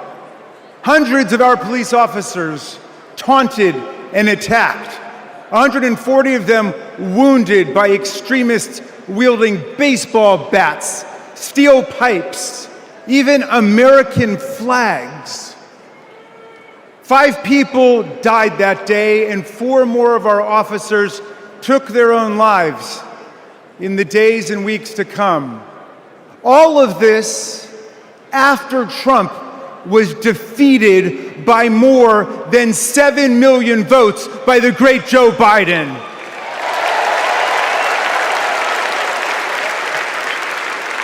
It was after 80 judges rejected every ridiculous claim raised by this sore loser who does not know how to take no for an answer from American voters, American courts, or American women.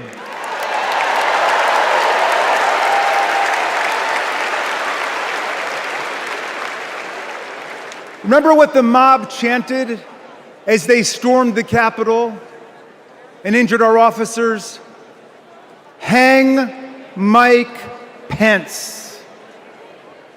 Someone should have told Donald Trump that the president's job under Article 2 of the Constitution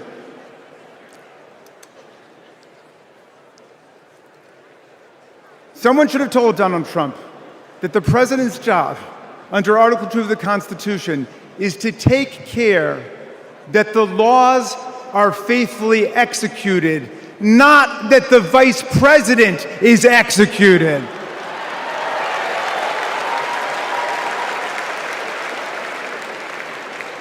Pence has now joined more than 24 officials from Donald Trump's own administration in denouncing him, an historical record. And Pence is the first vice president in more than 2 centuries not to support the president he served with in a general election. And by the way, J.D. Vance, do you understand why there was a sudden job opening for running mate on the GOP ticket? They tried to kill your predecessor. They tried to kill him because he would not follow Trump's plan to destroy and nullify the votes of millions of Americans. Your votes, Pennsylvania. Your votes, Michigan. Your votes, Georgia, Nevada, Arizona. Are we going to go back to the days of election suppression and violent insurrection?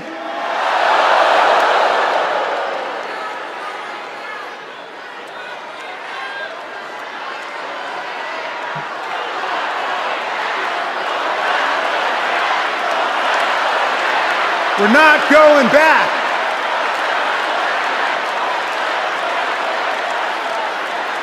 Well, look, 1 week after that beautiful day, as Trump calls it, The Republicans, 10 Republicans, joined all of the Democrats to impeach Trump for the worst high crime and misdemeanor ever committed by a president, inciting insurrection against our own Constitution. Make no mistake, a man who uses fraud, theft, and violence to take power will commit any crime to keep it. And now Trump's promising to pardon hundreds of his fellow criminal convicts and insurrectionists. He calls for, quote, the termination of all rules, regulations, and articles, even those in the Constitution. My friends, are we the people going to let Donald Trump terminate our Constitution and obliterate the blessings of liberty for our posterity? That's right, we're going to elect Kamala Harris. We're going to elect the career prosecutor and inspiring public servant and Coach Walz, and we're going to defeat Donald Trump, the career criminal and incorrigible recidivist con man, and his pet chameleon, J.D. Vance.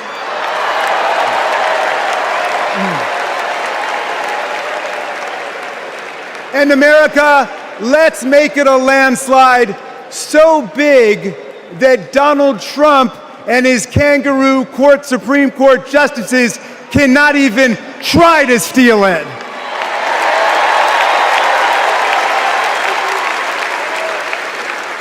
Let's make every vote count. Let's make sure every vote is counted. Let's let freedom ring, and let's let democracy work in America.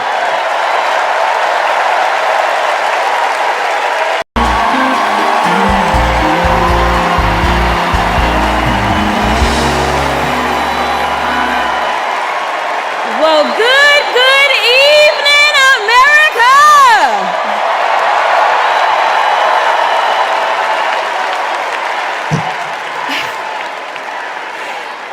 On November 5th, our nation will hire a president, a commander-in-chief, and leader of the free world. So let's compare their resumes, shall we? One candidate worked at McDonald's while she was in college at an HBCU.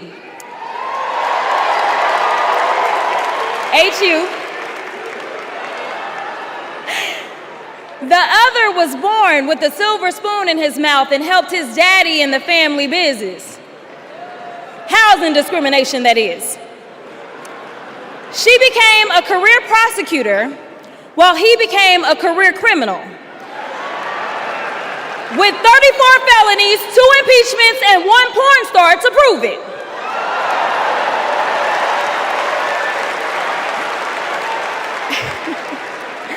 Her entire career as an elected district attorney, attorney general, and senator, she's always worked for one client, the people. Meanwhile, he's a 78-year-old, lifelong predator, fraudster, and cheat, known for inciting violent mobs. Listen, y'all. He's only looked out for one person, himself. As women are dying, he is bragging about overturning Roe. And y'all know I come from Texas. And right now in Texas, come on, Texas. But right now in Texas, they want to institute the death penalty. That is a problem. While Kamala Harris is fighting for our reproductive rights to be restored. She is also the leader we need on the global stage. She helped secure the release of Americans wrongfully detained in Russia. At the same time, He cozies up to his role model, Vladimir Putin, and MAGA holds legislation hostage here at home, critical resources to secure the border, military aid to Ukraine, and even the Farm Bill. She's lived the American dream while he's been America's nightmare.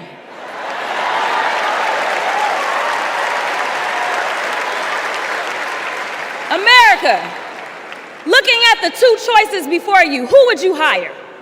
Donald Trump or Kamala Harris?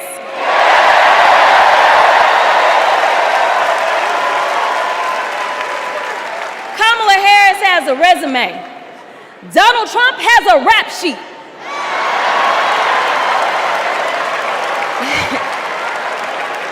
She presides over the Senate while he keeps our national secrets next to his thinking chair. Y'all know what I said that other time. In Mar-a-Lago. Well, Donald Trump wants to put our 1787 Constitution through his Project 2025 paper shredder and make every day January 6th, Kamala Harris is fighting to fulfill the promise of America. In the real world, this wouldn't even be close. But this election is. Don't make a mistake. We are the underdogs in this fight, even though there is only one person qualified, only one person who's done the work, and who has delivered the results. And she needs you. She needs your one vote this November. Can we count on you?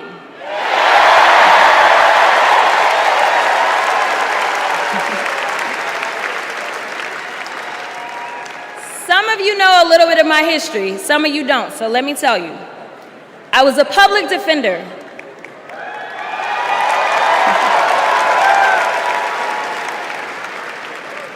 I did criminal defense as well as practiced civil rights law for almost 2 decades.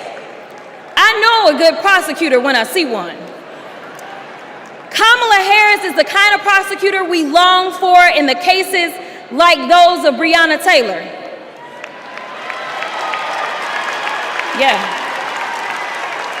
She was the first attorney general in the nation to order that her officers wear body cams, and she started the Back on Track program to reduce recidivism.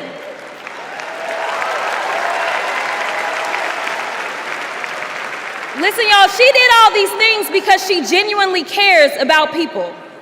She sees each person as just that, a person, not a statistic. She's proven that since the first day she stepped into a courtroom and said what y'all already heard Hillary say, I did not copy off of her speech. I just want y'all to know. She walked into that courtroom and said, Kamala Harris for the people. And she meant that.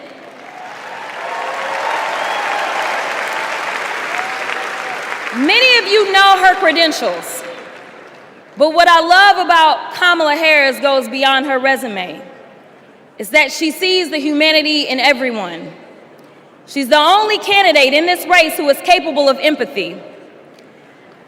When I first got to Congress, I wasn't sure I made the right decision. The Chaos Caucus couldn't elect a speaker, and the Oversight Committee was unhinged. I was going through all of this when I visited the Vice President's residence for the first time. As I approached Vice President Harris for our official photo, she turned to me and asked, "What's wrong?" Mind you, we'd never met, but she saw right through me. She saw the distress. I immediately began crying.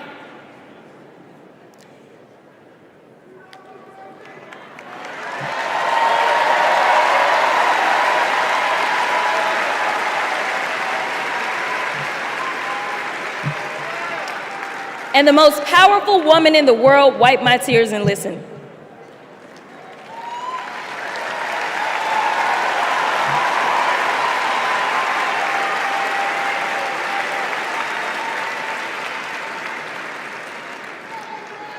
It's so hard for me to tell this story.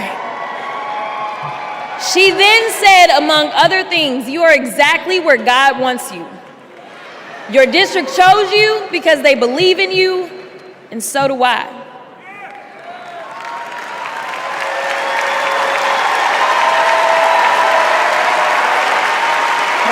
I'm gonna stop. Okay. The next month, I went viral for the first of many times to come for hitting Republicans